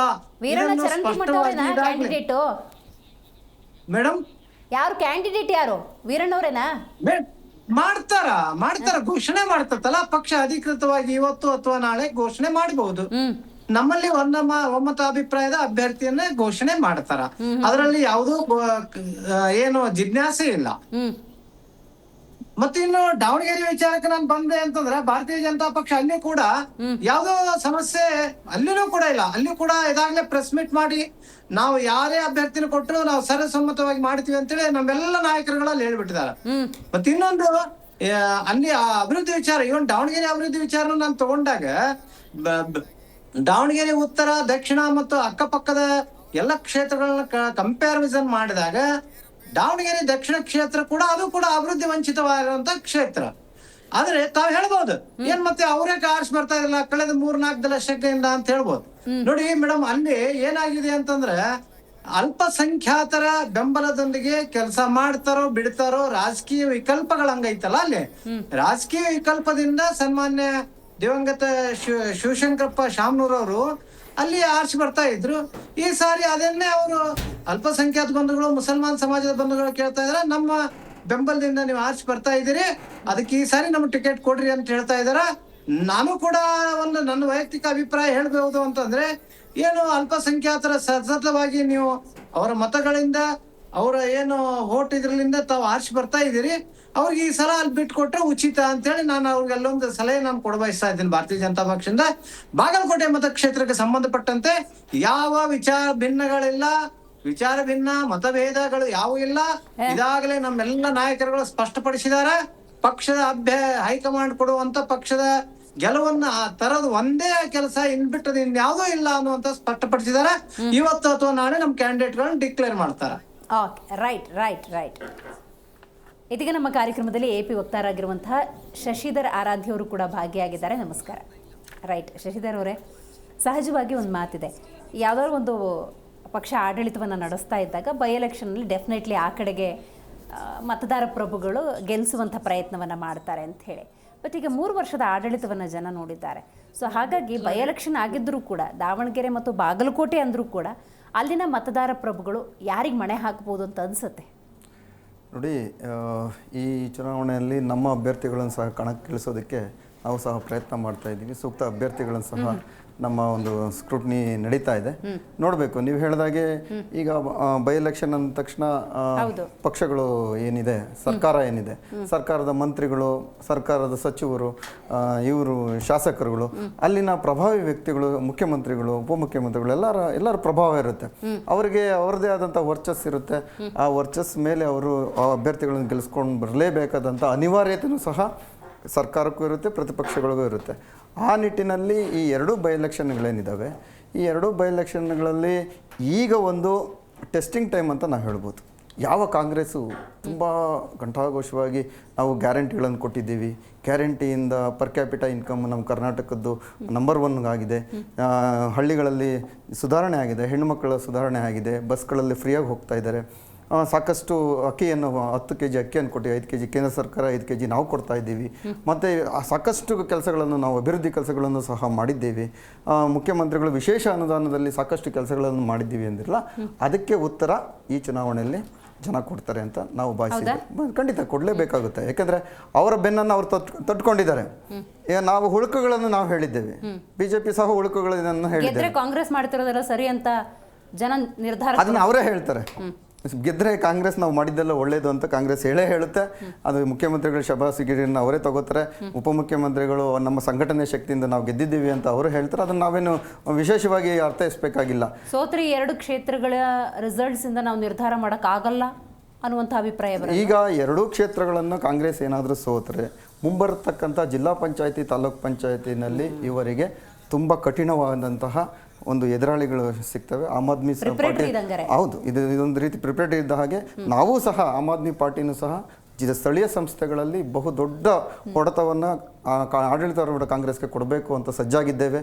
ಮತ್ತು BJPಗೂ ಸಹ ನಾವು ಸಜ್ಜಾಗಿದ್ದೇವೆ. ಆ ಮೂಲಕ ಈ ರಾಜ್ಯದಲ್ಲಿ ಒಂದು ಪರಿವರ್ತನೆಯ ಯುಗವನ್ನು ಜನ ಬಯಸ್ತಾ ಇದ್ದಾರೆ ಅಂತ ನಾನು ಭಾವಿಸ್ತೀನಿ. ಯಾಕೆಂದರೆ ನಾವಂತೂ ಅದರಲ್ಲಿ ನಿರಂತರವಾಗಿ ನಾವು ಪ್ರಯತ್ನ ಮಾಡ್ತಾ ಇದ್ದೀವಿ. ನೋಡಿ, ಆಡಳಿತಾರೂಢ ಕಾಂಗ್ರೆಸ್ ಇಂತಹ ಕೆಲಸಗಳನ್ನು, ತಪ್ಪು ಕೆಲಸಗಳನ್ನು ಮಾಡ್ತಾ ಇದೆ. BJP ಕೇಂದ್ರದಲ್ಲಿ ನಮಗೆ ಅನ್ಯಾಯ ಮಾಡ್ತಾ ಇದೆ. ಮತ್ತು ನಮ್ಮ JDS ಪಕ್ಷ ಯಾಕೋ ಕುಮಾರಸ್ವಾಮಿ ಅವರು ಮೌನವಾಗಿದ್ದಾರೆ. ಈ ಎಲ್ಲ ಅಂಶಗಳನ್ನು ಸಹ ನಾವು ಜನರ ಮುಂದೆ ಇಡ್ತೇವೆ. ಜನರು ಸಹ ತೀರ್ಮಾನ ಮಾಡಿಕೊಳ್ಳಿ. ಒಂದು ಆಲ್ಟರ್ನೇಟಿವ್ ಪಾರ್ಟಿ ಮಾತಾಡಿದ್ರು ಅಂತೀರಿ, ಮಾತಾಡಿಲ್ಲ ಅಂತಂದ್ರೆ ಧ್ವನಿ ಇಲ್ಲ ಅಂತೀರಿ. ಅದು ಹೆಂಗ್ ಕಾಂಟೆಕ್ಸ್ಟ್ ಅರ್ಥ ಮಾಡ್ಕೊಳ್ಳೋದು? ನೋಡಿ, ಏನ್ ಮಾಡ್ಬೇಕು ಗೊತ್ತಾಗ್ತಿಲ್ಲ. ಅವರು ಒಂದು ಕೆಲಸ ಮಾಡಬೇಕು, ಪದೇ ಪದೇ MLAಗೂ ನಿಂತ್ಕೊಂಡು MP ಗೂ ಎಷ್ಟು ಸರಿ MP ನಿಂತಿದ್ದಾರೆ, ಎಷ್ಟು ಸರಿ MLA ನಿಂತಿದ್ದಾರೆ. ಈಗ ರಾಜ್ಯದಲ್ಲಿ ಏನಾದರೂ ಅಧಿಕಾರ ಬರುತ್ತೆ ಅಂದ್ರೆ ಮುಖ್ಯಮಂತ್ರಿ ಆಗೋ ಚಾನ್ಸ್ ಇರುತ್ತೆ ಅಂದ್ರೆ ಅಲ್ಲಿ MLA ಆಗ್ತಾರೆ. ಅಲ್ಲೇನಾದ್ರೂ ಕೇಂದ್ರದಲ್ಲಿ ಹೋಗಬೇಕು ಅಂದ್ರೆ MP ಆಗ್ತಾರೆ. ಈ ಸಾರಿ ಕೇಂದ್ರ ಮಂತ್ರಿ ಆಗಿದ್ದಾರೆ. ಲಾಸ್ಟ್ ಟೈಮ್ ಚಿಕ್ಕಬಳ್ಳಾಪುರದಲ್ಲಿ ಸೋತರು, ಮತ್ತೆ ಕನಕಪುರದಲ್ಲಿ ನಿಂತ್ಕೊಂಡ್ರು. DK ಸುರೇಶ್ ಅವರು MP ಆಗ್ಬೇಕು ಕಾರಣ ಆದ್ರೆ ಕುಮಾರಸ್ವಾಮಿ ಅವರು. ಆ ಸಂದರ್ಭದಲ್ಲಿ ಅವ್ರಿಗೆ ಕ್ಯಾಂಡಿಡೇಟ್ ಇರಲಿಲ್ಲ. ಕ್ಯಾಂಡಿಡೇಟ್ ಇಲ್ಲದ ಸಂದರ್ಭದಲ್ಲಿ ತಗೊಂಡೋಗಿ DK ಸುರೇಶ್ನಲ್ಲಿ ನಿಲ್ಲಿಸಬೇಕಾದಂಥ ಅನಿವಾರ್ಯತೆ ಕಾಂಗ್ರೆಸ್ನಲ್ಲಿ ಹುಟ್ಟಾಕಂತು. ಆ 5 ವರ್ಷ ಇದ್ದಿದ್ರೆ ಇದುವರೆಗೂ DK ಸುರೇಶ್ ಅವರು ಯಾವುದೇ ಒಂದು MLA ಸಹ ಹಾಕ್ತಾ ಇದ್ರೋ ಇಲ್ವೋ ಅನ್ನೋ ಒಂದು ಅನುಮಾನ ಇದೆ. ಅದನ್ನು ಇವರೇ ಹುಟ್ಟಾಕೊಡ್ತಾರೆ. ಅಲ್ಲಾರನ್ನ ಬಚ್ಚೇಗೌಡರನ್ನ ತುಳಿಯೋದಕ್ಕೆ ಹೋಗಿ ಅಲ್ಲಿ ಸೋತರು, ವೀರಪ್ಪ ಮೊಯ್ಲಿ ಅವ್ರನ್ನ ಗೆಲ್ಸ್ಕೊಂಡ್ರು. ಈ ರೀತಿಯಾದಂತಹ ಸಾಕಷ್ಟು ವ್ಯವಸ್ಥೆಗಳನ್ನು ಕುಮಾರಸ್ವಾಮಿ ಅವರು ಮಾಡ್ತಾ ಇದ್ದಾರೆ. ಅವ್ರು ಎಲ್ಲೋ ಹಾದಿ ತಪ್ತಾ ಇದ್ದಾರೆ. ಅದನ್ನು ನಾವು ಹೇಳ್ತಾ ಇದ್ದೀವಿ. ಸಮರ್ಥವಾದಂಥ ನಾಯಕ, ಜನನಾಯಕ. ಆದರೆ ನಮ್ಮ ರಾಜ್ಯಕ್ಕೆ ಏನು ಬೇಕು ಎಲ್ಲರನ್ನೂ ಸೇರಿಸ್ಕೊಂಡು ಹೋಗಬೇಕು. ಕೇವಲ ದಕ್ಷಿಣ ಕರ್ನಾಟಕಕ್ಕೆ ಮಾತ್ರ ನಮ್ಮ ಪಕ್ಷ ಸೀಮಿತ ಆಗಬಾರ್ದು, ಉತ್ತರ ಕರ್ನಾಟಕಕ್ಕೂ ಸೀಮಿತ ಆಗಬೇಕು. ಎಲ್ಲ ವರ್ಗದ ಜನರನ್ನು, ಎಲ್ಲ ವರ್ಗದ ನಾಯಕರುಗಳನ್ನು ಒಟ್ಟಾಗಿ ನಾನು ತಗೊಂಡೋಗ್ಬೇಕು ಅನ್ನೋದರಲ್ಲಿ ಎಲ್ಲೋ ಕುಮಾರಸ್ವಾಮಿ ಅವರು ಎಡೆಯಿರೋದ್ರಿಂದ ಆ ಒಂದು ದೃಷ್ಟಿಯಲ್ಲಿ ಆ ಪಕ್ಷದ ಸ್ಥಾನವನ್ನು ಆಮ್ ಆದ್ಮಿ ಪಾರ್ಟಿ ಕರ್ನಾಟಕದಲ್ಲಿ ತುಂಬುತ್ತೆ ಅಂತ ನನ್ನ ವಿಶ್ವಾಸ ಇದೆ. ರೈಟ್. ಬೈ ಎಲೆಕ್ಷನ್ನ ಕಾವು ಕೊಂಚ ಹೆಚ್ಚಾಗಿದೆ. ಟಿಕೆಟ್ ವಿಚಾರದಲ್ಲಿ ಏನೇ ಗೊಂದಲಗಳಿದ್ರು ಕೂಡ ಅಂತಿಮವಾಗಿ ಒಂದು ಅಭ್ಯರ್ಥಿ ಅಂತೂ ಬರಲೇಬೇಕು. ನನಗೆ BJP ವಕ್ತಾರರ ಜೊತೆ ಮಾತಾಡೋ ಸ್ವಲ್ಪ ಪೆಂಡಿಂಗ್ ಉಳಿತು, ಹಾಗಾಗಿ ಸತ್ಯನಾರಾಯಣ ಹೇಮಾದ್ರಿ ಅವ್ರ ಹತ್ರನೇ ಮಾತಾಡ್ತಾ ಇದ್ದೀನಿ. ಬೈ ಎಲೆಕ್ಷನಲ್ಲಿ ಸೋತು ಹೋದರೂ ಕೂಡ ಕಳೆದ 3 ಎಲೆಕ್ಷನಲ್ಲಿ ಸೋತರೂ ಕೂಡ ಈ ಹುರುಪು ಹೋಪು ಹೆಂಗೆ ಸತ್ಯನಾರಾಯಣ ಹೇಮಾದ್ರಿ ಅವರೇ? ದಿವ್ಯಶ್ರೀ ಮೇಡಮ್, ಭಾರತೀಯ ಜನತಾ ಪಕ್ಷ ರಾಜಕಾರಣಕ್ಕಾಗಿ ಜನ್ಮ ತಾಳಿದ ಪಕ್ಷ ಅಲ್ಲ, ಇದೊಂದು ಆಂದೋಲನ. It's an movement. ಬಿಜೆಪಿ ಇಲ್ಲಿ ನಮಗೆ ಸೋಲು ಗೆಲುವು ವಿಶೇಷ ಅನ್ಸಂಗಿಲ್ಲ. ನಾವು ಸತತವಾಗಿ ಪಕ್ಷ ಕಾರ್ಯ ಮಾಡ್ಕೊಂತ ಮತ್ತು ರಾಜಕಾರಣಕ್ಕಾಗಿ ಮಾಡ್ತಾ ಇಲ್ಲ, ಒಂದು ಅಭಿವೃದ್ಧಿಗಾಗಿ ಒಂದು ಇಟ್ ಇಸ್ ಎ ಮೂವ್ಮೆಂಟ್ ಅಂತ ನಾನು ಹೇಳಿದ್ನಲ್ಲ, ಇದು ಇಸ್ ಎನ್ ಮೂವ್ಮೆಂಟ್. ನೋಡಿ, ನಾನು ಯಾಕೆ ಹೇಳ್ತಾ ಇದ್ದೀನಿ ಅಂದ್ರೆ, ಈ ಸಾರಿ ನಮ್ ಕ್ಷೇತ್ರದ ನಮ್ ಶಾಸಕರು ಗೆಲ್ತಾರ ಅನ್ನುವಂಥದ್ದು, ಬಿಜೆಪಿ ಅಭ್ಯರ್ಥಿ ಗೆಲ್ತತಿ ಅಂತ ಯಾಕೆ ಹೇಳ್ತೀನಿ ಅಂತಂದ್ರೆ, ಕಳೆದ ಅವಧಿಯೊಳಗೆ ನಮ್ಮ ಶಾಸಕರು ಮಾಡಿದ ಕೆಲಸಗಳು ಅದಕ್ಕೆ ಅಡಿಪಾಯ. ಒಂದು ಬಾಗಲಕೋಟೆ ನಗರಾಭಿವೃದ್ಧಿ ಪ್ರಾಧಿಕಾರ ಒಂದು ರಚನೆ ಮಾಡಿದ್ರು. ಹಲವು ದಶಕಗಳಿಂದ ನೆನೆಗುದಿಗೆ ಬಿದ್ದಂತ ಪ್ರಾಧಿಕಾರ ರಚನೆ ಮಾಡಿದ್ರು.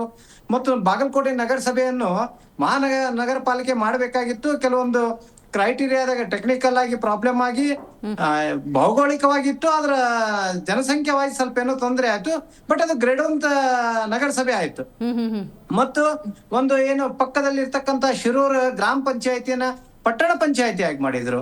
ಮತ್ತು ಈ ರೀತಿ ಬಿಟ್ಟಿಡೆ ಏನು ಬಾಗಲಕೋಟೆ ಮುಳುಗಡೆ ಪ್ರದೇಶ ಅಲ್ಲ, ಕಳೆದ ಅವಧಿಯೊಳಗೆ 13ರಿಂದ 18 ಕಾಂಗ್ರೆಸ್ ಆಡಳಿತದಾಗ ಅಲ್ಲಿ ಸುಮಾರು ಒಂದು 100 ಹಕ್ಕುಪತ್ರನೂ ಕೊಡ್ಲಿಲ್ಲ ಏನು ಸಂತ್ರಸ್ತರಿಗೆ.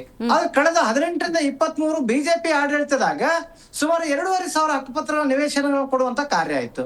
ಈ ರೀತಿ ಪ್ರತಿಯೊಂದು ಅಂತ ಇವತ್ತು ನಗರಾಭಿವೃದ್ಧಿ ಪ್ರಾಧಿಕಾರ ಇರ್ಬೋದು, ಇನ್ನೊಂದು ನಗರಾಭಿವೃದ್ಧಿ ಬಾಗಲಕೋಟೆ ಟೌನ್ ಇರೋದು, ಇನ್ನೊಂದು ನಗರಾಭಿವೃದ್ಧಿ ಪ್ರಾಧಿಕಾರ ಇರ್ಬೋದು, 2. ಆಮೇಲೆ ನಡುಗಡ್ಡೆ ಅಂತ ಅನ್ನುವಂತ ಒಂದು ದೊಡ್ಡ ಸಮಸ್ಯೆ ಇತ್ತು ಬಾಗಲಕೋಟೆ ನಗರದಾಗ. ಅದಕ್ಕೆ 6-1, 9-1, 11-1 ಮಾಡಿದ್ರು. ಆದ್ರೆ ಮುಂದೆ ಬಂದಂತ ಸರ್ಕಾರ ಅದನ್ನು ಕೈ ಬಿಡ್ತು. ಈಗ ಶಿರೂರ್ ಮತ್ತು ಭಗವತಿ ಏಕ್ ನೀರಾವರಿ ಯೋಜನೆ 50,000 ಎಕರೆಗೆ ಅದಕ್ಕೆ ಅಪ್ರೂವಲ್ ಕೊಡಿಸಿದ್ರು. ಆದ್ರೆ ಮುಂದೆ ಬಂದಂತ ಸರ್ಕಾರ ಮಾಡ್ಲಿಲ್ಲ. ಸೊ ಈಗ ಆಮೇಲೆ KSRTC 2ನೇ ಘಟಕ ರೆಡಿ ಆಗಿ ಬಹಳ ದಿವಸ ಆಯ್ತು, ವರ್ಷ ಆಯ್ತು. ಅದು ಕಳೆದ 3 ವರ್ಷದಿಂದ ಇವರು ಅದನ್ನ ಉದ್ಘಾಟನೆ ಮಾಡಕ್ ಆಗ್ತಾ ಇಲ್ಲ ಈ ಸರ್ಕಾರಕ್ಕೆ. ನೋಡಿ, ಚುನಾವಣೆಯಲ್ಲಿ ಯಾಕೆ ಕೈ ಹಿಡಿಲಿಲ್ಲ? ನೀವ್ ಹೇಳಿದ್ರೆ ಅಗ್ರಿ ಕಂಪ್ಲೀಟ್ಲಿ ನೀವ್ ಹೇಳಿದ್ ನಾನು ಖಂಡಿತ ಒಪ್ಕೊಳ್ತೀನಿ. ಅಷ್ಟು ಕೆಲಸ ಮಾಡಿದಿದ್ರೆ ಆ ಭಾಗದ ಜನ ಕೈ ಬಿಡ್ತಿರ್ಲಿಲ್ಲ ಚರಂತಿಮಠ ಅವ್ರನ್ನ. ನೋಡಿ, ನಾನು ಏನ್ ಹೇಳ್ತಾ ಇದ್ದೀನಿ ಅಂತಂದ್ರೆ, ಅವ್ರು ಕೆಲಸ ಮಾಡಿಲ್ಲ ಅಂದ್ರೆ ಜನ ಕೈ ಬಿಡ್ಲಿಲ್ಲ. ಕೆಲವೊಂದು ಆಂತರಿಕ ಸಮಸ್ಯೆಗಳು ಪಕ್ಷದಾಗ ಬಾಗಲಕೋಟೆಗೆ ಒಂದ್ ಕಡೆ ಬಿಜೆಪಿ ಸೋತಿಲ್ಲ. ಬಿಜೆಪಿ 10ರಿಂದ 66 ಬಂದದ. ಅದು ಒಂದು ಒಳ ಮೀಸಲಾತಿ ಒಂದು ತಪ್ಪು ಸಂದೇಶ ಇರ್ಬೋದು. ನಾವು ಕನೆಕ್ಷಣದಾಗ ಒಳ ಮೀಸಲಾತಿ ಮಾಡಿದಲ್ಲ, ಅದು ತಪ್ಪು ಸಂದೇಶ ಹೋಯ್ತು ಜನಗಳಿಗೆ. ಯಾರು ನಮ್ಮನ್ನ ನಾವು ಕೈ ಹಿಡಿಬೇಕಾಯ್ತು ಅವ್ರು ಕೈ ಹಿಡಿಲಿಲ್ಲ. ಯಾರು ನಮ್ ಜೊತೆಗಿದ್ರೆ ಅವ್ರು ನಮ್ಮನ್ನ ಬಿಟ್ಟು ಹೋದ್ರು. ಮೇಡಮ್, ಒಳ ಮೀಸಲಾತಿನೂ ಆಯ್ತು, ಸಹಜ ಅಲ್ವಾ? ಅದು ಒಂದು ರಾಜಕಾರಣ. ಆಮೇಲೆ ಇವರು ಗ್ಯಾರಂಟಿ ಅಂತ ಹೇಳಿ ಯಾಮಾರಿಸಿದ್ರು ಜನಗಳನ್ನ. ಆದ್ರ ಒಂದು ನಾನು ಇಲ್ಲಿ ಹೇಳಿ ಬಯಸ್ತಾ ಇದ್ದೀನಿ, ಏನು ಕಾಂಗ್ರೆಸ್ಗೆ ನಮಗೆ ಒಂದು 5,000 ಚಿಲ್ಲರೆ ಮತಗಳ ಡಿಫ್ರೆನ್ಸ್ ಇತ್ತು. ಇಷ್ಟು 73-74 ಜನಕ್ಕೆ ಗ್ಯಾರಂಟಿ ಬೇಕಾಗಿರ್ಲಿಲ್ವಾ? ಆದ್ರೆ ನಮ್ಗೆ ಆಗಿದ್ದು ತೊಂದರೆ ಆಗಿದ್ದೇನು ಅಂತಂದ್ರೆ, ಕೆಲವೊಂದು ಒಳ ಮೀಸಲಾತಿ ವಿಚಾರ ಯಾವ ಹಂತದಾಗ ತರಬೇಕಾಗಿತ್ತು ಆ ಹಂತದಾಗ ತರಲಾರ್ದು ಡೀಟೇಲ್ ಆಗಿ ಮಾತಾಡ್ತೀನಿ. ಹೇಮಾದ್ರಿ ಅವರೇ, ನೈಸ್ ಎಕ್ಸ್ಪ್ಲನೇಷನ್, ಗೊತ್ತಾಯ್ತು ನಿಮ್ದು ಕಾಂಟೆಕ್ಸ್ಟ್. ರಿಷಿಕ್ ಅವರೇ, ನೀವು ಹೇಳಬೇಕು. ಶಶಿಧರ್ ಅವರು ಉಲ್ಲೇಖ ಮಾಡ್ದಂಗೆ it is like a preparatory. ಯಾಕಂತ ಹೇಳಿದ್ರೆ ಸ್ಥಳೀಯ ಸಂಸ್ಥೆಗಳ ಚುನಾವಣೆ ಇರೋದ್ರಿಂದಾಗಿ ಕಾಂಗ್ರೆಸ್ ಗೆದ್ರೆ ಯಾವ ಕಾಂಟೆಕ್ಸ್ಟ್ ಹೋಗುತ್ತೆ, BJP ಗೆದ್ರೆ ಅಥವಾ ನಿಮ್ಮ ಮಿತ್ರ ಪಕ್ಷ ಗೆದ್ರೆ, ನೀವು ಜೊತೆಯಾಗಿ ಗೆದ್ರೆ ಯಾವ ಕಾಂಟೆಕ್ಸ್ಟ್? ಮೇಡಮ್, ಇದನ್ನು ಪ್ರಿಪ್ರೇಟರಿ ಎಕ್ಸಾಮ್ ಅಂತ ನಾವು ಹೇಳೋಕ್ಕೆ ಆಗಲ್ಲ. ಯಾಕೆ ಅಂದರೆ ನೋಡಿ, ನಿಮಗೆ 135+ MLAಗಳನ್ನು ಒಳಗೊಂಡ ಆಡಳಿತ ಪಕ್ಷ ಕಾಂಗ್ರೆಸ್ ಅವ್ರು ಇರಬೇಕಾದ್ರೆ ಈ 2 ಬೈ ಎಲೆಕ್ಷನ್ ಕ್ಲೀನ್ ಸ್ವೀಪ್ ಆಗಬೇಕು. That is the expectation. Clean sweep ಆಗಬೇಕು ಒಂದು. ಎರಡನೇದು, ಏನು ಈ 2.5-3 ವರ್ಷದಲ್ಲಿ ನಾವು ಗ್ಯಾರಂಟಿ ಕೊಟ್ಟಿದ್ದೀವಿ ಅಥವಾ ಅಭಿವೃದ್ಧಿ ಎಲ್ಲ ಮಾಡಿದ್ದೀವಿ ಅಂತ ಹೇಳ್ತಾ ಇದ್ದಾರೆ, ನಾವು ಆ್ಯಕ್ಚುಲಿ ಎಲೆಕ್ಷನ್ ನಿಂತ್ಕೊಳ್ಳೇಬಾರ್ದು. ಯಾಕೆ ಅಂತ ಹೇಳಿದ್ರೆ, ಅವ್ರು ಮಾಡಿರುವಂಥ ಸಾಧನೆಗಳು, ಅವ್ರು ಮಾಡಿರುವಂಥ ಅಭಿವೃದ್ಧಿಗಳು, ಅವ್ರು ಕೊಟ್ಟಿರುವಂಥ ಗ್ಯಾರಂಟಿಗಳಿಗೆ 100% ಮತದಾರರು ಕಾಂಗ್ರೆಸ್ಗೆ ಮತ ಹಾಕ್ಬೋದೇನೋ ಅನ್ನೋ ಒಂದು ಅಸಂಪ್ಷನ್ ನಾವು ಇರಬೇಕಾಗುತ್ತೆ. ಅಲ್ಲ, ನಾನು ಹೇಳ್ತಾ ಇರೋದು ಅಲ್ಲ, ನಾವು ಹೇಳ್ತಾ ಇರೋದು ದಟ್ ಈಸ್ ದ ಅಸಂಪ್ಷನ್. ಆ ರೀತಿ ಇರಬೇಕಾಗಿದೆ. ಆದರೆ ನಮ್ಮ ಸ್ನೇಹಿತರು, BJP ಸ್ನೇಹಿತರು ಈಗ ತಾನೇ ಹೇಳ್ದಂಗೆ, ನಿಮಗೆ ಲಾಸ್ಟ್ ಇವ್ರು ಏನೆಲ್ಲ ಗ್ಯಾರಂಟಿಗಳನ್ನ ಘೋಷಣೆ ಮಾಡಿದ್ರು ಆವಾಗಲೇ ನಿಮಗೆ ತಗೊಂಡಿದ್ದು 73,000. ಡಿಫ್ರೆನ್ಸಸ್ ಬರೀ 5,000 ಇತ್ತು ಅಷ್ಟೇ. ಸೊ ಈಗ ಈ ಗ್ಯಾರಂಟಿ ಅಭಿವೃದ್ಧಿಗಳ ವಾಸ್ತವತೆ ಏನು ಅಂತ ನಾವು ನೋಡಿದ್ದೀವಿ. ಅಭಿವೃದ್ಧಿಗಳ ವಾಸ್ತವತೆ ಏನು ಅಂತ ನೋಡಿದ್ದೀವಿ. 3 ಬಜೆಟ್ ಆಗಿದೆ. ಈ 3 ಬಜೆಟ್ ಅಲ್ಲಿ ಅಭಿವೃದ್ಧಿಗೆ ಎಷ್ಟೆಷ್ಟು ದುಡ್ಡು ಎತ್ತಿಟ್ಟಿದ್ದಾರೆ ಅಂತ ನೋಡಿದ್ದೀವಿ. ಯಾವ್ಯಾವ ರೋಡ್ಗಳು ಟಾರ್ ಮುಖ ನೋಡಿದೆ ಅಂತ ನೋಡಿದ್ದೀವಿ. ಯಾವ್ಯಾವ ನೀರಾವರಿಗಳ ಯೋಜನೆಗಳು ಆಗಿದೆ ಅಂತ ನೋಡಿದ್ದೀವಿ. ಅದೆಲ್ಲದಕ್ಕಿಂತ ಲೋಕಲ್ ಸ್ಥಳೀಯವಾಗಿ ಒಂದು ಎಜುಕೇಶನ್ ಇನ್ಸ್ಟಿಟ್ಯೂಷನ್ ಅಂತ ತಗೊಂಡಾಗ, ಈಗ ನಾನು I am not against anybody, but ಸನ್ಮಾನ್ಯ ಎಸ್ ಮಲ್ಲಿಕಾರ್ಜುನ ಫ್ಯಾಮಿಲಿ ಅವ್ರದೆಲ್ಲ ಏನು ಎಜುಕೇಶನ್ ಇನ್ಸ್ಟಿಟ್ಯೂಷನ್ಸ್ಗಳಿದಾವಲ್ಲ, ಅದರಲ್ಲಿರುವಂಥ 10% ಆದ್ರೂ ಅಲ್ಲಿರುವಂಥ ಕ್ಷೇತ್ರದಲ್ಲಿ ಯಾವುದಾದ್ರೂ ಒಂದು ಗೌರ್ಮೆಂಟ್ ಸ್ಕೂಲ್ನ ತೋರಿಸ್ಬಿಡ್ಲಿ ನೋಡೋಣ. ಅವ್ರು ಇಷ್ಟೆಲ್ಲ ಇದಾರಲ್ವಾ. ಆಮೇಲೆ ಈಗ ಅವರದೇ ಆಗಿರುವಂತಹ ಪರ್ಸನಲ್ ನಾನು ಹೋಗ್ತಾ ಇಲ್ಲ, ಬಟ್ ವೀರಶೈವ ಏನದು ಕಾನ್ಫ್ಲಿಕ್ಟ್ಸ್ ಏನೆಲ್ಲ ಆಗ್ತಾ ಇತ್ತು, ಕಾಂಗ್ರೆಸ್ ಅವರ ಕ್ರಿಯೇಟ್ ಆಗಿರುವಂಥ ಕಾನ್ಫ್ಲಿಕ್ಟ್ಸು, ಅದರಲ್ಲಿ ರಾಷ್ಟ್ರೀಯ ಅಧ್ಯಕ್ಷರಾಗಿದ್ದಂಥವರು ಸನ್ಮಾನ್ಯ ಮಲ್ಲಿಕಾರ್ಜುನ್ ಅವರು. ಸೊ ಅವರ ಅಂಡರ್ ಲೀಡರ್ಶಿಪ್ ಅಲ್ಲಿ ಶಾಮನೂರು ಶಿವಶಂಕರ್ ಸಾರಿ ಲಕ್ಷ್ಮೀ ಹೆಬ್ಬಾಳ್ಕರ್ ಮೇಡಮ್ ಅವ್ರ ಜೊತೆ ಏನೇನು ಕಾನ್ಫ್ಲಿಕ್ಟ್ಸ್ ಆಯಿತು, ಈಶ್ವರ್ ಖಂಡ್ರೆ ಅವ್ರ ಜೊತೆ ಏನೇನು ಕಾನ್ಫ್ಲಿಕ್ಟ್ಸ್ ಆಯಿತು, ಈ ಎಲ್ಲ ಒಟ್ಟಾರೆ ನಾವು ನೋಡಿದಾಗ ನಿಮಗೆ ಅಲ್ಲಿ ಈಗ ಮುಸಲ್ಮಾನ ಬಾಂಧವರು ಏನೆಲ್ಲ ಸ್ಟೇಟ್ಮೆಂಟ್ಗಳು ಕೊಡ್ತಾ ಇದ್ದಾರೆ, ನೀವು ಇದನ್ನೆಲ್ಲ ನೋಡಿದಾಗ ಇದೆಲ್ಲ ಒಟ್ಟು ಶಕ್ತಿ ಸೇರ್ಕೊಂಡು ಇವ್ರು ಮಾಡಿರುವಂಥ ಗ್ಯಾರಂಟಿ, ಇವ್ರು ಮಾಡಿರುವಂಥ ಅಭಿವೃದ್ಧಿ ಎಲ್ಲ ಮಾಡಾದ್ಮೇಲೆ ನಾವು ನಿಲ್ಲಕ್ಕಾಗುತ್ತಾ ಮೇಡಮ್? ನಾವು ನಿಲ್ಲಕ್ಕಾಗತ್ತೆ ಎಲೆಕ್ಷನ್ನು. ಆದರೆ ವಾಸ್ತವ ಏನು ಅಂತ ಹೇಳಿದ್ರೆ 100ಕ್ಕೆ 100% ಈ ಸತಿ ಅಲ್ಲಿ ಈ 2 ಕ್ಷೇತ್ರದ 2 ಬೈ ಎಲೆಕ್ಷನ್ಸಲ್ಲಿ ಕಾಂಗ್ರೆಸ್ 100ಕ್ಕೆ 100 ತಳ ಕಚ್ಚುವಂಥದ್ದು ಗ್ಯಾರಂಟಿ. ಅದು ಇದು ಇರುವಂಥ ವಿಚಾರ. ರೈಟ್. ನಾನು ಅದೇ ಕಾನ್ಫ್ಲಿಕ್ಟ್ಸ್ ಬಗ್ಗೆ ಈಗ ರಿಷಿಕ್ ಅವರೊಂದು ಎಕ್ಸ್ಪ್ಲೇನ್ ಮಾಡಿದ್ರು.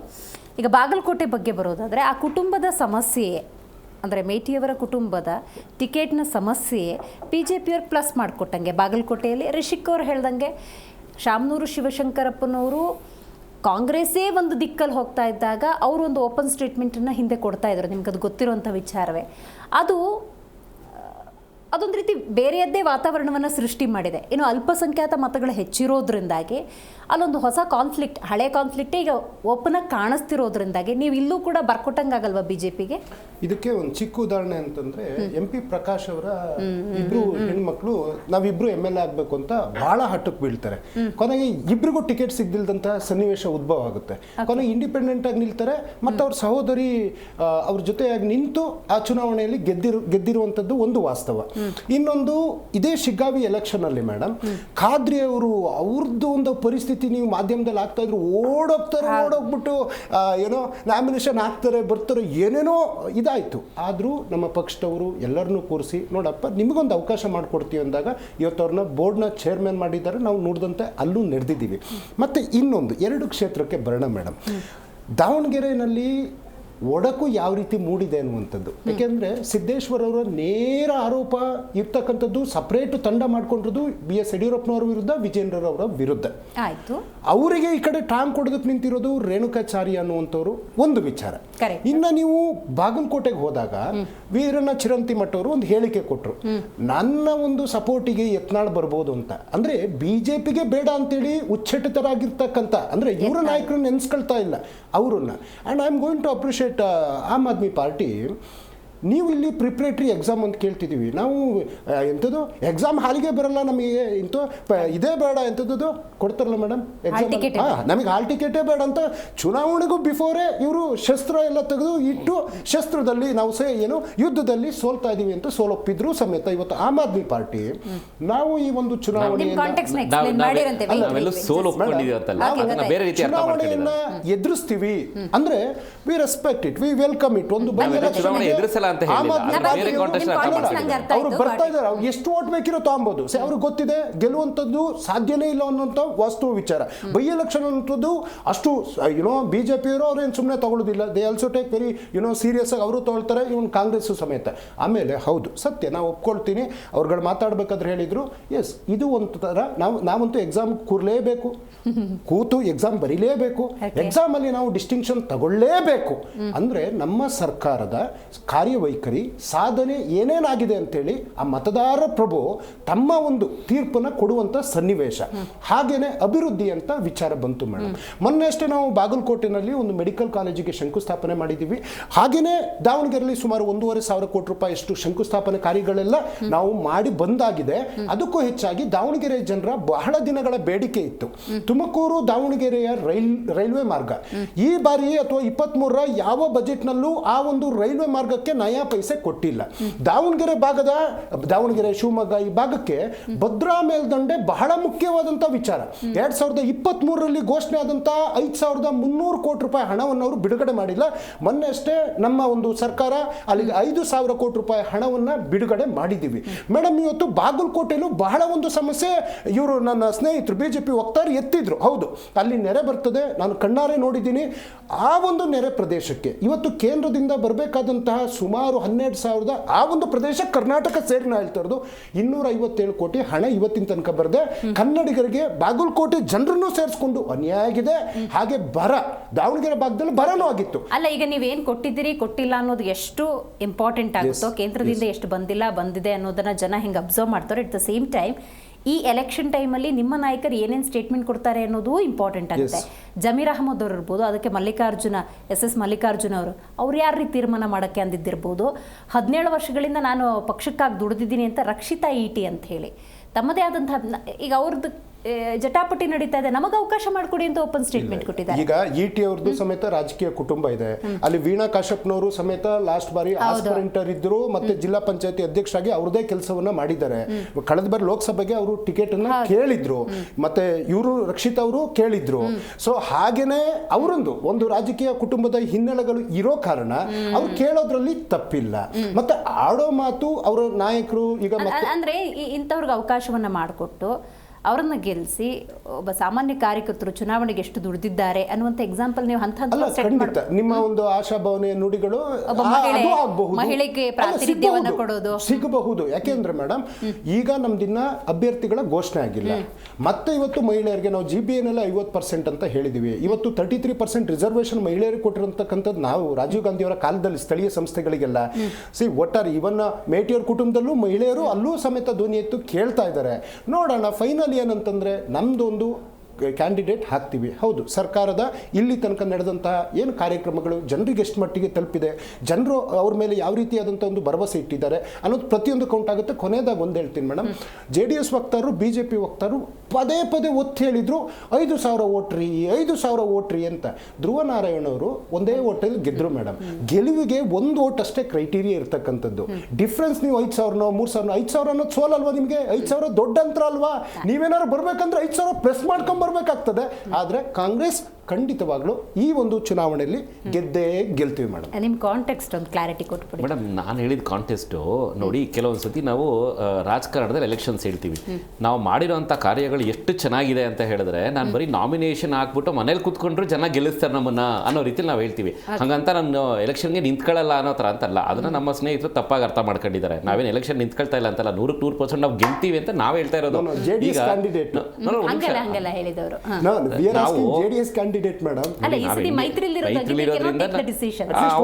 ಒಂದು ಕ್ಷೇತ್ರ ಈ ಬೆಂಗಳೂರು ಇದು ಏನದು ವಿಧಾನ ಪರಿಷತ್ತಿಗೆ they are maybe happy with that ಅಲ್ವಾ? ಕರೆಕ್ಟ್. ಆಮೇಲೆ ಎರಡನೇದು ನಮಗೆ ಖುಷಿ ಆಯಿತು, ನಮ್ಮ ಸ್ನೇಹಿತರು ಆಪ ಅವರು ಹೇಳಿದ್ರು ಕುಮಾರಣ್ಣ ಅವರ ವಾಯ್ಸ್ ಇರಬೇಕಾಗಿತ್ತು ಅಂತ. ನಮಗೆ ಎಷ್ಟು ಖುಷಿ ಆಗುತ್ತೆ ಅಂತ ಹೇಳಿದ್ರೆ, ಯಾರೆಲ್ಲ ಈ ಹಿಂದೆ ಮುಖ್ಯಮಂತ್ರಿಗಳಿದ್ದಾರೋ, ಉತ್ತಮ ಆಡಳಿತ ಮಾಡಿದಾರೋ, ಆ ಒಂದು ಉತ್ತಮ ಆಡಳಿತ ಮಾಡಿರುವಂಥ ಲಿಸ್ಟಲ್ಲಿ ಸನ್ಮಾನ್ಯ ಕುಮಾರಣ್ಣನವರು ಕೂಡ ಒಬ್ಬರು ಉತ್ತಮ ಇರುವಂಥವ್ರು. ಈಗ ಜನರ ಬಯಕೆ ಏನು ಅಂತಂದರೆ 2028ಗೆ ನಮ್ಮ NDA ಅಭ್ಯರ್ಥಿಯಾಗಿ ಯಾರು ಒಂದು CM ಕ್ಯಾಂಡಿಡೇಟ್ ಲಿಸ್ಟಲ್ಲಿ ಅಂತ ತಗೊಂಡಾಗ ಅಪ್ರಥಮವಾಗಿ ಇರುವಂಥದ್ದು ಕುಮಾರಣ್ಣ ಮತ್ತೆ CM ಆಗಬೇಕು ಅಂತ. ಆಮೇಲೆ ಎರಡನೇದು ಯಾವಾಗ MP ನಿಂತ್ಕೋಬೇಕು, ಯಾವಾಗ MLA ನಿಂತ್ಕೋಬೇಕು, ಜನರ ವರ್ತಿಗೆ ಏನೇನು ಮಾಡಬೇಕು ಅನ್ನೋವಂಥದ್ದನ್ನ ಅದನ್ನ ನಾವು ಆಪೋರಿಂದ ಹೇಳಿ ಕೇಳ್ಕೊಳ್ಳೋದು ಬೇಕಾಗಿಲ್ಲ ನಾವು. ಒಂದು ಎರಡನೇದು, ನಾನು ಇತ್ತೀಚೆಗೆ ಲಾಸ್ಟ್ ವೀಕಲ್ಲಿ ಕೂಡ ನಾನು ಡೆಲ್ಲಿ ಪ್ರವಾಸ ಮಾಡ್ಕೊಂಡು ಬಂದೆ. ಏನು ಸನ್ಮಾನ್ಯ ಕೇಜ್ರಿವಾಲ್ ಅವರು ಡೆಲ್ಲಿ ನಾನು ಏನೋ ಮಾಡ್ಬಿಟ್ಟಿದ್ದೀನಿ ಅಂತ ಹೇಳ್ತಾ ಇದಾರಲ್ವಾ, ಅವ್ರು ಮಾಡಿರುವಂಥದ್ದೆಲ್ಲ ಬರೀ ಬೋಗಸ್ಸು. ಪ್ಲೀಸ್, ನಾನು ಅಲೋ ಮಾಡಿದೀನಿ ನೀವು ಮಾತಾಡ್ಬೇಕಾದ್ರೆ, ನೀವು ಕುಮಾರಣ್ಣನ ಬಗ್ಗೆ ಮಾತಾಡ್ಬೇಕಾದ್ರೆ ಅಲೋ ಮಾಡಿದೀನಿ ನೀವು ಫಸ್ಟ್ ರಿಯಾಕ್ಷನ್, ಪ್ಲೀಸ್ ಲೀಸನ್. ಸೊ ಇನ್ನ ಯಮುನಾ ನದಿ ಅಂತ ಅಂದ್ಬಿಟ್ಟು ಇವ್ರು ಏನೆಲ್ಲ ಬೊಗಳೆ ಬಿಟ್ಕೊಂಡು ಹೇಳ್ಕೊಂಡು ಬರ್ತಾ ಇದ್ರು ಕೇಜ್ರಿವಾಲ್ ಅವರು. ನಾನು ಸ್ವತಃ ನನ್ನ ಕಣ್ಣಾರೆ ನೋಡಿದ್ದೀನಿ. ನನಗೆ ಎಷ್ಟು ಭಯ ಆಯಿತು ಅಂತ ಹೇಳಿದ್ರೆ, ಹೋಟ್ಲಲ್ಲಿ ಬರೋ ನೀರು ಏನಾದರೂ ಆ ಜಮುನಾ ಅಥವಾ ಯಮುನಾ ನದಿ ನೀರು ಏನಾದ್ರು ಆಗಿತ್ತು ಅಂದರೆ ನಾನು ಸ್ನಾನನೂ ಮಾಡೋದು ಬೇಡಪ್ಪ ಅನ್ನೋ ರೀತಿಲಿ ಇಟ್ಟಿದ್ದಾರೆ ಸನ್ಮಾನ್ಯ ಕೇಜ್ರಿವಾಲ್ ಅವರ ಆಡಳಿತ ಇರುವಂಥದ್ದು. ಇನ್ನು ಗಲ್ಲಿಗೂ ನಾನು ನೋಡ್ಬಿಟ್ಟು ನೋಡಿದೆ, ಏನೋ ಮೊಹಲ್ಲಾ ಕ್ಲಿನಿಕ್ಕು ಮತ್ತೊಂದು ಇತ್ತೊಂದು ಅಂತೆಲ್ಲ ಸಾಕಷ್ಟು ಹೇಳ್ತಾ ಇದ್ರು. ಆ ಸ್ಕೂಲ್ ಅಡ್ವರ್ಟೈಸ್ಮೆಂಟ್ಗಳು ಸಾಕಷ್ಟು ಕೊಡ್ತಾ ಇದ್ರು. ನಾನೇನು ಅಂದರೆ ಏನೋ ಡೆಲ್ಲಿ ಮಾಡೆಲ್ ನೋಡ್ಕೊಂಡು ಬಂದ್ಬಿಡೋಣ ಅಂತ ಅಂದ್ಬಿಟ್ಟು ನಾನು ಸಾಕಷ್ಟು ವಿಸಿಟ್ ಮಾಡಿದೆ. ನನ್ನ ಕಣ್ಣಾರೆ ಏನೋ ಮಾಡ್ಬಿಟ್ಟಿದ್ದಾರೆ ಆಪೋರು ಅಂತ ಅಂದ್ಬಿಟ್ಟು ಅಂತೆಲ್ಲ ಎಲ್ಲ ಎಲ್ಲ ಬರೀ ಬೋಗಸ್ಸು. ಇನ್ನು ಹೇಳ್ಬೇಕು ಅಂತ ಹೇಳಿದ್ರೆ ಡೆಲ್ಲಿಯವರು ಕೇಜ್ರಿವಾಲ್ ಅವರು ಆಪವರು ಕರ್ನಾಟಕಕ್ಕೆ ಬಂದ್ಬಿಟ್ಟು ನಮ್ಮಲ್ಲಿ ಏನೆಲ್ಲ ನಾವು ಅಭಿವೃದ್ಧಿಗಳನ್ನ ಮಾಡಿದೀವೋ ಅದನ್ನ ಕಲ್ತ್ಕೊಂಡೋಗಿ ಅದನ್ನ ಇಂಪ್ಲಿಮೆಂಟ್ ಮಾಡ್ರಪ್ಪ, ಸಾಕು ನೀವು ಡೆಲ್ಲಿ ಉದ್ಧಾರ ಆಗುತ್ತೆ. ಇದು ಆಪರ್ಗೆ ಹೇಳುವಂಥದ್ದು. ಇಲ್ಲ ಕ್ಯಾಂಡಿಡೇಟ್ ಹಾಕ್ಬೇಕು ಅಂತ ಅನ್ಕೊಂಡಿದ್ದೀರಿ ಈ ಸತಿ, ಈಗ ನೋಡಿದ್ರೆ ಈ ತರ ಕಾಮೆಂಟ್ಸ್. ಇರ್ಲಿ, ಅವ್ರು ಏನು ನೋಡಿ ಗೊತ್ತಾ, ಅವ್ರು ಟೀಕೆ ಮಾಡೋದು ಅವರ ಧರ್ಮ, ಅದು ಟೀಕೆ ಮಾಡೇ ಮಾಡ್ತಾರೆ. ಅವ್ರ ಕೈಲಿ ಆಗಲ್ಲ ಅಂದ್ರೆ ಟೀಕೆ ಮಾಡೋದು, ಎದುರಾಳಿಗಳ ಎದುರ್ಸಕ್ಕಾಗಲ್ಲ ಅಂದ್ರೆ ಟೀಕೆ ಅಸ್ತ್ರ ಅವ್ರದ್ದು ಅಷ್ಟೇ. ವಾಸ್ತವ ಅಂದ್ರೆ ಇಡೀ ವಿಶ್ವಾದ್ಯಂತ ಬಂದು ಅಲ್ಲಿ ದೆಹಲಿಯಲ್ಲಿ ನೋಡ್ಕೊಂಡು ಎಲ್ಲಾ ಶಾಲೆಗಳನ್ನು ವೀಕ್ಷಣೆ ಮಾಡಿರ್ತಕ್ಕಂಥದ್ದು. ಯಮುನಾ ನದಿ ಬಗ್ಗೆ ಹೇಳಿದ್ರು, ನಮ್ಗೆ ಇನ್ನೂ 3 ವರ್ಷ ಅವಧಿ ಬೇಕು ನಮ್ಗೆ ಅದು ಕ್ಲೀನ್ ಮಾಡೋದಕ್ಕೆ. ದೊಡ್ಡ ಪರಿಸ್ಥಿತಿಗಳು ಯಮುನಾ ನದಿಯ ಅಕ್ಕಪಕ್ಕದಲ್ಲಿರ್ತಕ್ಕಂಥ ರಾಜ್ಯಗಳು ಬಿಜೆಪಿ ರಾಜ್ಯಗಳು, ಉತ್ತರ ಪ್ರದೇಶ ಮತ್ತು ಹರಿಯಾಣ ಇರತಕ್ಕಂಥದ್ದು, ಅವರು ಸಹ ಸ್ಯಾನಿಟರಿ ವಾಟರ್ನ ನೇರವಾಗಿ ಅಲ್ಲಿ ಬಿಟ್ಟರೆ ಅದನ್ನು ತಡಿಬೇಕು ಅಂತ ಸಾಕಷ್ಟು ಹೋರಾಟಗಳನ್ನು ಮಾಡಿರ್ತಕ್ಕಂಥದ್ದು ಅರವಿಂದ್ ಕೇಜ್ರಿವಾಲ್ ಅವರು.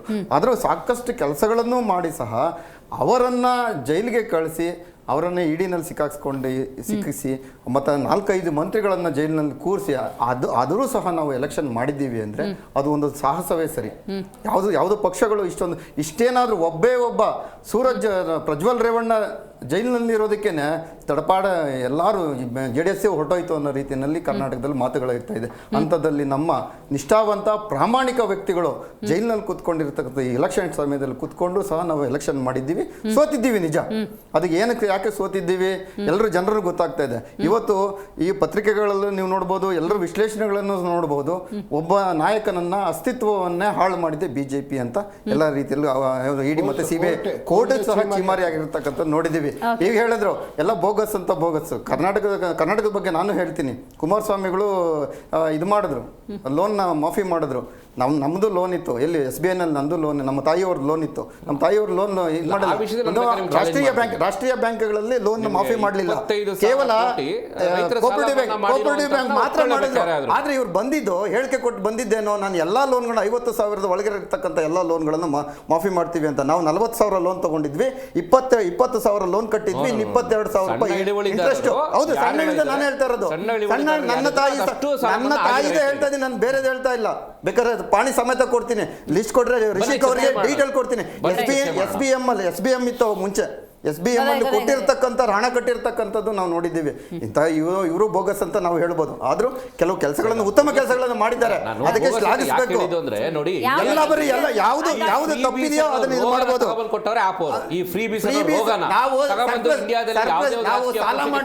ನಾವು ಸಾಲ ಮಾಡಲಿಲ್ಲ, ಕುಮಾರಸ್ವಾಮಿ 15,000 ಕೋಟಿ ಸಾಲ ಮಾಡಿದ್ರು ಕರ್ನಾಟಕದಲ್ಲಿ. ಒಂದು ರೂಪಾಯಿ ಸಾಲ ಮಾಡಲಿಲ್ಲ. ಬಿಜೆಪಿ CAG ರಿಪೋರ್ಟ್ ಸಹ ಹೇಳುತ್ತೆ ನಾವು ಸಕ್ಸಸ್ಫುಲ್ ಮಾಡಿದ್ದೀವಿ ಅಂತ. ಸಕ್ಸಸ್ಫುಲ್ ಮಾಡ್ತೀವಿ. ಪಂಜಾಬ್ ಯಾಕಂತ ಹೇಳಿದ್ನಲ್ಲ, 5 ಮಂತ್ರಿಗಳನ್ನ ತಗೊಂಡೋಗಿ ನಮ್ಮ ಉನ್ನತ ನಾಯಕನ ತಗೊಂಡೋಗಿ ನೀವು ಜೈಲಲ್ಲಿ ಇಟ್ಟಾಗ ಗೆಲ್ಲು ಅಂದ್ರೆ ಎಲ್ಲಿ ಗೆಲ್ಲಕ್ಕಾಗುತ್ತೆ? ನೀವು ಕುಮಾರಸ್ವಾಮಿ ತಗೊಂಡೋಗಿ ನಾವು ಜೈಲಲ್ಲಿ ಇಟ್ಬಿಟ್ಟು ನೀವು ಎಲೆಕ್ಷನ್ ಮಾಡಿದ್ರೆ ಗೆಲ್ತೀರಾ? ನೀವು ಆಗುತ್ತಾ? ದೇವೇಗೌಡರನ್ನ ತಗೊಂಡೋಗಿ ಜೈಲಲ್ಲಿ ಇಟ್ಬಿಟ್ಟು ನೀವು ಗೆಲ್ಲಿ ಅಂದ್ರೆ ಆಗುತ್ತಾ? ನೋಡಿ, ಆ ರೀತಿ ಆಗಲ್ಲ, ಹೇಳ್ಬಾರ್ದು. ಆ ರೀತಿ ಊಹಾಪೋಹಗಳಲ್ಲ. ಏನೇನಾಗಿದೆ ಅಂತ ರಿಷಿಕ್ ಅವ್ರಿಗೂ ಗೊತ್ತಿದೆ. ಆದ್ರೂ ಸಹ ಟೀಕೆಗಳು ಸರಿ ಇಲ್ಲ. ಹೇಮಾದ್ರಿ ಅವರು ಹೇಳಿ, ಏನು ಹೇಳಕ್ ಬಂದ್ರಿ? ದಿವ್ಯಶ್ರೀ ಮೇಡಮ್, ಟಾಪಿಕ್ ಡೈವರ್ಷನ್ ಆಗ್ತಾ ಇದೆ. ನಾವು ವಿಷಯಾಂತರ ಎಲ್ಲೆಲ್ಲೋ ಹೋಗ್ತಾ ಇದೆ, ಇದು ವಿಷಯಗಳು ಎಲ್ಲೆಲ್ಲೋ ಹೋಗ್ತಾ ಇದಾವು. ಇರ್ಲಿ, ನಾನೇನ್ ಹೇಳ್ತಾ ಇದ್ದೀನಿ ಅಂತಂದ್ರೆ, ಬಾಗಲಕೋಟೆಯಲ್ಲಿ ಭಾರತೀಯ ಜನತಾ ಪಕ್ಷದ ಅಭ್ಯರ್ಥಿ ಈ ಬಾರಿ ಗೆಲ್ಲೋದು ನಿಶ್ಚಿತ. ನಮ್ಮ ಕೆಲಸಗಳು ಸಾಕ್ಷಿ ಇದಾವು. ಮನೆಗಳು ಹತ್ರ 4,000 ಮನೆಗಳ ನಿವೇಶನಗಳು ಮನೆಗಳನ್ನು ಕೊಟ್ಟಂತ ಒಂದು ಉದಾಹರಣೆ ಜೊತೆಗೆ ನಾನು ಈಗ ಸನ್ಮಾನ್ಯ ದರ್ಶನ್ ಅವರು ಒಂದು ಮಾತು ಹೇಳಿದ್ರು, ನಾವು ಮೊನ್ನೆ ಮೆಡಿಕಲ್ ಕಾಲೇಜಿನ ಇದು ಕೊಟ್ಟಿದ್ವಿ ಶಂಕುಸ್ಥಾಪನೆ ಅಂತ ಹೇಳಿ. ನಾನು ಇಲ್ಲಿ ಏನ್ ಹೇಳಿ ಬಯಸ್ತಾ ಇದ್ದೀನಿ ಅಂತಂದ್ರೆ, 2023ರಲ್ಲಿ ಏನು ಗ್ಯಾರಂಟಿಗಳ ಮುಖಾಂತರ, ಕೆಲವೊಂದು ವಿಚಾರಗಳ ಮುಖಾಂತರ ಏನು ಬಾಗಲಕೋಟೆ ಮತಕ್ಷೇತ್ರದ ಜನತೆ ಯಾಮಾರಿದ್ರು, ಅದೇ ರೀತಿ ಈ ಸಾರಿ ಕೂಡ ಇವರು 2026 ಯಾಮಾರ್ಸಕ್ ಹೊರಟಿದಾರ. ಏನು 2014 ಘೋಷಣೆ ಮಾಡಿದಂತ ಮೆಡಿಕಲ್ ಕಾಲೇಜನ್ನ 2026 ಬಂದು ಶಂಕುಸ್ಥಾಪನೆ ಮಾಡ್ತಾ ಇದ್ರ. ಇನ್ನು ಇದು ಉದ್ಘಾಟನೆ 2036 ಮಾಡ್ತಾರ, 46 ಮಾಡ್ತಾರ? ಇದು ಒಂದೇ ಪ್ರಶ್ನೆ. ಎರಡನೇದು, ಇನ್ನೊಂದು ವಿಚಾರ, ಕಳೆದ 3 ವರ್ಷಗಳಿಂದ ಬಾಗಲಕೋಟೆ ಕ್ಷೇತ್ರದಲ್ಲಿ ದೊಡ್ಡ ವಿಷಯ, ಒಂದು ಜಗಜ್ಯೋತಿ ಬಸವೇಶ್ವರ ಪುತ್ಥಳಿ ಹಾಗೂ ಏನು ಶಿವಾಜಿ ಮಹಾರಾಜರ ಪುತ್ಥಳಿ ಇದನ್ನ ಪ್ರತಿಷ್ಠಾಪನೆಗೆ ಪುತ್ಥಳಿಗಳು ರೆಡಿ ಇದಾವು, ಪ್ಲಾಟ್ಫಾರ್ಮ್ ರೆಡಿ ಐತಿ, ಎಲ್ಲ ಅಲಾಟ್ಮೆಂಟ್ ಆಗೈತಿ, ಅನುಮತಿಗೆ ಪತ್ರಗಳಿದಾವು. ಆದ್ರೆ ಈ ಸರ್ಕಾರ ಕೇವಲ ಈ ಹಿಂದೂ ವಿರೋಧಿ ನೀತಿಗಳನ್ನು ಅಳವಡಿಸಿಕೊಂಡು ಆ 2 ಮೂರ್ತಿಗಳ ಪ್ರತಿಷ್ಠಾಪನೆಗೆ ಇದುವರೆಗೆ ಕಲ್ಲು ಹಾಕೋತ ಬಂದು, ಈಗ ಕಳೆದ ಒಂದು ವಾರದಾಗ ಅದಕ್ಕೆ ಇಲ್ಲಿಂದ ಒಬ್ಬ ವ್ಯಕ್ತಿ ಪತ್ರ ಬರೀತಾನ, ಶಿವಾಜಿ ಮೂರ್ತಿ ಜಗಜ್ಯೋತಿ ಬಸವೇಶ್ವರರ ಮೂರ್ತಿಗೆ ಪ್ರತಿಷ್ಠಾಪನೆಗೆ ಅದಕ್ಕೆ ಸನ್ಮಾನ್ಯ ಮುಖ್ಯಮಂತ್ರಿಗಳು ಒಂದು ನೋಟ್ ಹಾಕ್ತಾರ, ಅದಕ್ಕೆ 40 ಲಕ್ಷ ರೂಪಾಯಿ, ಅದಕ್ಕೆ 40 ಲಕ್ಷ ರೂಪಾಯಿ ಇದನ್ನ ಹಾಕಿ ಮುಖ್ಯ ಕಾರ್ಯದರ್ಶಿಗೆ ಅದನ್ನ ಇದನ್ನ ಮಾಡ್ತಾರೆ, Right. ಫಾರ್ವರ್ಡ್ ಮಾಡ್ತಾರೆ. ಯಾವುದೇ ಪ್ರೊಸೀಜರ್ ಇಲ್ಲ. ಮತ್ತೆ ಈ ರೀತಿ ಅವ್ರು ಯಾಮಾರ್ಸಕ್ ಹೊರಟಿದ್ದಾರೆ ಬಾಗಲಕೋಟೆ ಮತಕ್ಷೇತ್ರ ಜನರನ್ನ. ಆದ್ರೆ ಈ ಬಾರಿ ಬಾಗಲಕೋಟೆ ಮತಕ್ಷೇತ್ರ ಜನತೆ ಯಾಮಾರಂಗಿಲ್ಲ. ಇವರು ರೋಡ್ಸ್ಗೆ ಹೋಗಿದಾರ. ಅಭಿವೃದ್ಧಿಶೀಲ ಸರ್ಕಾರನ ಈ ಬಾರಿ ಮಾತ್ರ ಸೋಲಿಸುವುದು ಶತಸಿದ್ಧ. ಅದೇ ರೀತಿ ನಿಮ್ಮ ಗೆಲುವು ಹಾಗೂ ಸೋಲು ಬಾಗಲಕೋಟೆ ಮತ್ತು ದಾವಣಗೆರೆಯ ಒಂದು ರಿಸಲ್ಟ್ಸ್ ಸ್ಥಳೀಯ ಸಂಸ್ಥೆಗಳ ಚುನಾವಣೆಗೆ ಮಾರ್ಗದರ್ಶನ ಆಗತ್ತೆ ಅಂತ ಅನ್ಕೊಳ್ಬೋದಾ? ನಿಶ್ಚಿತವಾಗಿ ಮೇಡಮ್, ಈ ಸರ್ಕಾರದ ಭ್ರಷ್ಟಾಚಾರ, ಈ ಸರ್ಕಾರದ ದುರಾಚಾರಗಳನ್ನ, ಈ ಸರ್ಕಾರದ ಏನು ಅಲ್ಪಸಂಖ್ಯಾತ ತುಷ್ಟೀಕರಣ ರಾಜಕಾರಣನ ಈ ಜನ ಈ ಬರಲಿರೋ ದಿನಗಳಲ್ಲಿ ನಿಶ್ಚಿತವಾಗಿ ಧಿಕ್ಕರಿಸುವುದು ಶತಸಿದ್ಧ ಅಂತೇಳಿ ನಾನು ಒಬ್ಬ ಬಾಗಲಕೋಟೆ ಬಗ್ಗೆ ದಾವಣಗೆರೆ ಬಗ್ಗೆ ಒಂದ್ ಸ್ವಲ್ಪ ಬೆಳಕು ಚೆಲ್ಲಬೇಕು ಅಂತ ಈಗ ಅಜಯ್ ಅವರು, ಯಶವಂತ್ ಅವರು ಇವ್ರ ಹೆಸರು ಕೇಳಿ ಬರ್ತಾ ಇದೆ. ರೇಣುಕಾಚಾರ್ಯ ಅವರು ನಮ್ ಕ್ಯಾಂಡಿಡೇಟ್ಗೆ ಅಂತಿದ್ದಾರೆ. GM ಸಿದ್ದೇಶ್ವರ ಅವರು ನಮ್ ಕ್ಯಾಂಡಿಡೇಟ್ಗೆ ಟಿಕೆಟ್ ಅಂತಿದ್ದಾರೆ. ಇದ್ರ ನಡುವೆ GB ವಿನಯ್ ಕುಮಾರ್ ಅವ್ರ ಹೆಸರು ಕೇಳಿ ಬರ್ತಿದೆ. ಹೆಂಗ್ ಬಗೆಹರಿಸ್ತೀರಿ ಸಾಹೇಬ್ರು ನೀವು? ನೋಡಿ ಮೇಡಮ್, ಇದಾಗ್ಲೇ ಮೊನ್ನೆ ನಮ್ಮ ಸನ್ಮಾನ್ಯ ರಾಜ್ಯಾಧ್ಯಕ್ಷರು, ನಮ್ಮ ನಮ್ಮ ಕರ್ನಾಟಕ ರಾಜ್ಯದ ಉಸ್ತುವಾರಿಗಳು ಇರ್ಬೋದು, ಅಲ್ಲಿ ಹೋಗಿಬಿಟ್ಟು ತಾವುಗಳು ಕೂಡ ಎಲ್ಲಾ ಮಾಧ್ಯಮದಲ್ಲಿ ಬಿತ್ತರವಾಗಿದ್ದನ್ನು ನೋಡಿದಿರಿ. ಎಲ್ಲಾ ತಂಡಗಳು ಕೂಡ್ಕೊಂಡು ಅಲ್ಲಿ ನಮ್ಮಲ್ಲಿ ಯಾವ್ದು ಭಿನ್ನಾಭಿಪ್ರಾಯ ಇಲ್ಲ. ನಮ್ದು ಏಕೈಕ ಒಂದು ಅಜೆಂಡಾ ಬಿಜೆಪಿ ಪಕ್ಷವನ್ನು ಆರಿಸ್ತರೋದು ಅನ್ನುವಂಥದ್ದೊಂದು ಸ್ಪಷ್ಟೀಕರಣ ಮಾಡಿಕೊಟ್ಟಿದಾರ. ಇನ್ನು ವಿನಯ್ ಕುಮಾರ್ ಅವರ ವಿಚಾರಕ್ಕ ಅದನ್ನು ವಿನಯ್ ಕುಮಾರ್ ಅವರೇ ಸ್ಪಷ್ಟೀಕರಣ ಮಾಡ್ಬೇಕು. ಅವ್ರು ನಮ್ಮ ಪಕ್ಷದಾಗಿಲ್ಲ. ಅವ್ರ ಕುರಿತು ನಾನು ಈ ಸಂದರ್ಭದಲ್ಲಿ ಏನು ಹೇಳಕ್ ಸಾಧ್ಯ ಇಲ್ಲ. ಇದನ್ನ ಅವರೇ ಸ್ಪಷ್ಟೀಕರಣ ಮಾಡ್ಬೇಕು. ಬರುವಂತ ನಾಳೆ 2-3 ದಿವಸದಾಗ ಇದು ನಿರ್ಣಯ ಆಗ್ತದೆ. ಭಾರತೀಯ ಜನತಾ ಪಕ್ಷ ದಾವಣಗೆರೆ ಕ್ಷೇತ್ರನ ಗೆಲ್ಲೋದ್ರಲ್ಲಿ ಯಾವುದೋ ಸಂಶಯ ಬೇಡ. ಅಲ್ಲಿ ಏನು ಕಾಂಗ್ರೆಸ್ಸಿನ ಈ ಒಳಜಗಳಗಳು, ಕಾಂಗ್ರೆಸ್ಸಿನ ಈ ಮತ ರಾಜಕಾರಣ ಏನು ಅವ್ರು ಕೇವಲ ಅಲ್ಪಸಂಖ್ಯಾತರನ್ನ ಮತಗಳ ತುಷ್ಟೀಕರಣ ಮತಗಳಿಗಾಗಿ ಏನು ಒಂದು ಮತ ಬ್ಯಾಂಕ್ ಆಗಿ ಮಾಡಿದ್ರು, ಆ ಮತ ಬ್ಯಾಂಕ್ ಆಗಿ ಮಾಡಿದ್ದನ್ನ ಅದನ್ನ ಈ ಸಲ ಅದ್ರ ಫಲ ಅವ್ರು ಉಣ್ತಾರ. ಒಂದ್ ಪಕ್ಷ ಅವ್ರವ್ರ ಟಿಕೆಟ್ ಕೊಡ್ಲಿಲ್ಲ ಅಂದ್ರೆ ಅನ್ನುವಂಥದ್ದನ್ನ ಈ ಸಂದರ್ಭದಲ್ಲಿ ಹೇಳ್ಬಯಸ್ತಾ ಇದ್ದಾರೆ. ರೈಟ್, ಗಾಟ್ ಇಟ್ ರಿಷಿಕ್ ಅವರೇ. ದಾವಣಗೆರೆ ಮತ್ತು ಬಾಗಲಕೋಟೆಯ ರಿಸಲ್ಟ್ಸ್ ಕಾಂಗ್ರೆಸ್ ಆಡಳಿತದ ಫಲಿತಾಂಶ ಅಂತ ಕರಿಬಹುದು. ರಿಸಲ್ಟ್ಸ್ ಮೇಡಮ್ ನೋಡಿ, ರಿಸಲ್ಟ್ಸ್ನ ನಾವು ಡೈರೆಕ್ಟಾಗಿ ಇನ್ಫ್ಲುಯೆನ್ಸ್ ಆಗ್ತಾಯಿದೆ ಅಂತ ಹೇಳೋಕ್ಕಾಗಲ್ಲ. ಆದರೆ ಈಗ ಏನು ಈ 2.5 ವರ್ಷದಲ್ಲಿ ಕಾಂಗ್ರೆಸ್ ಆಡಳಿತ ನೋಡ್ಕೊಂಡು ಬಂದಿದ್ದಾರೆ ಜನ, ಈ ಮುಂಬರುವಂಥ ಯಾವುದೇ ಎಲೆಕ್ಷನ್ ಇರಲಿ, ನಿಮಗೆ TP ಎಲೆಕ್ಷನ್ಸ್ ಇರಲಿ, GP ಎಲೆಕ್ಷನ್ಸ್ ಇರಲಿ, ZP ಎಲೆಕ್ಷನ್ಸ್ ಇರಲಿ, ಅಥವಾ ಈ ಬೈ ಎಲೆಕ್ಷನ್ಸೇ ಇರಲಿ, ನಿಮಗೆ 100% NDA ಮೈತ್ರಿಕೂಟದಲ್ಲಿ ನಾವೆಲ್ಲ ಏನಿದ್ದೀವಿ, ನಮ್ಮ ಪಕ್ಷಗಳು, ನಮ್ಮ ಪಾರ್ಟಿ ಅಭ್ಯರ್ಥಿಗಳೇ ಗೆಲ್ಲೋದು 100% ಸತ್ಯ ಅನ್ನೋವಂಥದ್ದು ನಾನು ಹೇಳ್ತೀನಿ ನಿಮಗೆ. ರೈಟ್ ಸೇಮ್ ಪ್ರಶ್ನೆ. ಬಾಗಲಕೋಟೆ ಮತ್ತು ಇದು ಬಾಗಲಕೋಟೆಯಲ್ಲಿ ಏನಾಗಿದೆ ಲಾಸ್ಟ್ ಟೈಮಲ್ಲಿ ವೀರಣ್ಣ ಚಿರಂತಿ ಮಠ ಅವರು ಸೋಲೋದಕ್ಕೆ ಕಾರಣ ಇನ್ನೊಬ್ಬರು ಅವರದೇ ಸಂಬಂಧಿಕ ಮಲ್ಲಿಕಾರ್ಜುನ ಬಸವರಾಜಯ್ಯ ಅವರು 10 ಇಂಡಿಪೆಂಡೆಂಟಾಗಿ ನಿಂತ್ಕೊಂಡು ಅವರು ಟಿಕೆಟ್ ಬಯಸಿದ್ರು. ಇಂಡಿಪೆಂಡೆಂಟ್ ನಿಂತ್ಕೊಂಡು 10,000 ಮತಗಳನ್ನು ತೊಗೊಂಡಿದ್ದಾರೆ. ಅದರಿಂದ ಇವರು ಕಾಂಗ್ರೆಸ್ ಮೇಟಿ ಅವರು ಗೆಲ್ಲೋದಕ್ಕೆ ಸಾಧ್ಯ. ಮತ್ತು ದಾವಣಗೆರೆಯಲ್ಲಿ ಬಿಜೆಪಿ ಪಾಲ ಆಲ್ಮೋಸ್ಟ್ ನನಗನ್ಸಿದ ಮಟ್ಟಿಗೆ ಅದೇ ಲೆಕ್ಕಾಚಾರ ಇದೆ. ಅದು ಎಲ್ಲರೂ ಶತಪ್ರಯತ್ನ ಮಾಡ್ತೀವಿ, ಬಟ್ ಆದರೂ BJP ಪಾಲಾಗೋದಂತೂ ಗ್ಯಾರಂಟಿ. ಇನ್ನೊಂದು ನಾನು ಮುಖ್ಯವಾಗಿ ಎಲ್ಲರ ಗಮನ ಸೆಳೆಯೋದೇನೆಂದರೆ, ಎರಡೂ ಪಕ್ಷಗಳಲ್ಲಿ ಸೆಳೆಯೋದಕ್ಕೂ ಬಯಸ್ತೀನಿ, ವಿನಂತಿ ಸಹ ಮಾಡ್ಕೊಳ್ತೀನಿ. ಆದರೆ 75 ಒಂದು ಏಜ್ ಲಿಮಿಟನ್ನು ಮಾಡಿ, ಏಜ್ ಲಿಮಿಟ್ ಮಾಡಬೇಕು. ಒಂದು 75 ವರ್ಷ ಆದ್ರೂ ಏಜ್ ಲಿಮಿಟ್ ಮಾಡಿ. 60 ವರ್ಷಕ್ಕೆ ನೀವು ಗೌರ್ಮೆಂಟ್ ಇದು ಮಾಡ್ತಾ ಇದ್ದೀರಾ, 75 ವರ್ಷ ಆದ್ರೂ ಮಾಡಿ. 82-92 ವರ್ಷ ಇರ್ತಕ್ಕಂಥ ಶಾಮನೂರ್ ಶಿವಶಂಕರಪ್ಪನವ್ರನ್ನ ಟಿಕೆಟ್ ಕೊಟ್ಟರು, ಇನ್ಕ್ಲೂಡಿಂಗ್ ಎವ್ರಿವನ್ ಎಲ್ಲರಿಗೂ ವಿನಂತಿನೂ ಸಹ ಮಾಡ್ಕೊಳ್ತೀವಿ ರಾಜಕೀಯ ಪಕ್ಷಗಳು. ಯಾಕಂದ್ರೆ ನಮ್ಮಂಥವ್ರಿಗೆ ಅದೊಂದು ನಾವು ಅವಕಾಶಗಳು ಕಾಯ್ತಾ ಇದ್ದೀವಿ, ನಮ್ಗೆ ಅವಕಾಶಗಳೇ ಸಿಗ್ತಾ ಇಲ್ಲ. ನಾವು 45 ವರ್ಷ ಆಯ್ತು, 2 ಸಾರಿ ಸೋತಿದ್ದೀವಿ, ನಮ್ಗೆ ಒಳ್ಳೆ ಪಕ್ಷಗಳು ಅವಕಾಶಗಳು ಕೊಡೋದಿಲ್ಲ. ಆದ್ರೆ ಹಿರಿತನ ಎಲ್ಲಿದೆ? ಮಾರ್ಗದರ್ಶಕರಾಗಿ ಕೆಲಸ ಮಾಡ್ಲಿ. ಈಗ ಮೇಟಿ ಅವರು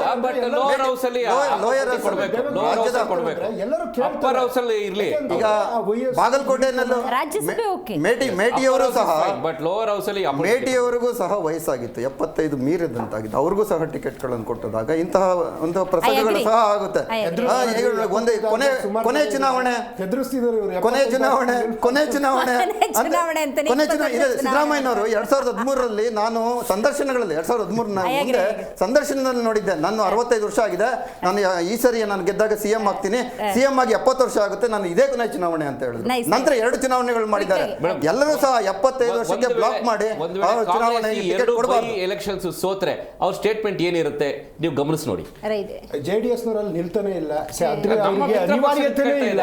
ಅವರು ಶಸ್ತ್ರವನ್ನ ತ್ಯಾಗ ಮಾಡಿ ಸರೆಂಡರ್ ಆಗಿದ್ದಾರೆ. ಆ ಕಡೆ ಟ್ರಂಪ್ಗೆ ಮೋದಿ ಸರೆಂಡರ್ ಆದಂಗೆ ಈ ಕಡೆ ಬಿಜೆಪಿಗೆ JDS ಸರೆಂಡರ್ ಆಗಿದೆ. ತಪ್ಪಾಗಿ ತಿಳ್ಕೊಳ್ತಾ ಇದ್ದಾರೆ. ಆಮ್ ಆದ್ಮಿಗಿರತಕ್ಕಂತ ಅಸ್ತಿತ್ವದ ಪರಿಸ್ಥಿತಿ ನಿಮಗಿಲ್ಲ. ಸತ್ಯನಾರಾಯಣ ಹೇಮಾದ್ರಿ ಅವರು ಕಾರ್ಯಕ್ರಮದಲ್ಲಿ ಭಾಗಿಯಾಗಿದ್ದಕ್ಕಾಗಿ ಧನ್ಯವಾದಗಳು. ದಾವಣಗೆರೆ ಹಾಗೂ ಬಾಗಲಕೋಟೆ ಉಪಚುನಾವಣೆಯ ಕಾವು ಹೆಚ್ಚಾಗಿದೆ. ಅಭ್ಯರ್ಥಿಗಳ ಆಯ್ಕೆ ವಿಚಾರದಲ್ಲಿ ಒಂದಷ್ಟು ಗೊಂದಲಗಳಿದೆ. ಡೆಫಿನೆಟ್ಲಿ ಅಭ್ಯರ್ಥಿ ಆಯ್ಕೆ ಆಗಲೇಬೇಕು, ಚುನಾವಣೆ ನಡೀಲೇಬೇಕು. ಆದರೆ ಆ ಎರಡೂ ಕ್ಷೇತ್ರದ ಮತದಾರರು ಯಾರನ್ನ ನಾಯಕರು ಅಂತ ಗುರುತಿಸ್ತಾರೆ ಅನ್ನೋದು ಕುತೂಹಲ. ಅದು ಮುಂದಿನ ಸ್ಥಳೀಯ ಸಂಸ್ಥೆಯ ಚುನಾವಣೆಗೆ ಮಾರ್ಗದರ್ಶನವಾಗುತ್ತೆ ಅಂತ ಹೇಳಿದ್ರೆ ತಪ್ಪಾಗೋದಿಲ್ಲ. ಹಾಗಾಗಿ ಪ್ರತಿಯೊಂದು ಪಕ್ಷ ಕೂಡ ಎಚ್ಚರಿಕೆಯ ಹೆಜ್ಜೆಯನ್ನು ಇಡ್ತಿದೆ ಅಂತ ಹೇಳ್ತೀವಿ. ಇವತ್ತಿನ ಕಾರ್ಯಕ್ರಮವನ್ನು ಮುಗಿಸೋಣ. ನೋಡ್ತಾ ಇರಿ ಜಿ ಕನ್ನಡ ನ್ಯೂಸ್, ಸತ್ಯವೇ ಸುದ್ದಿಯ ಜೀವಾಳ.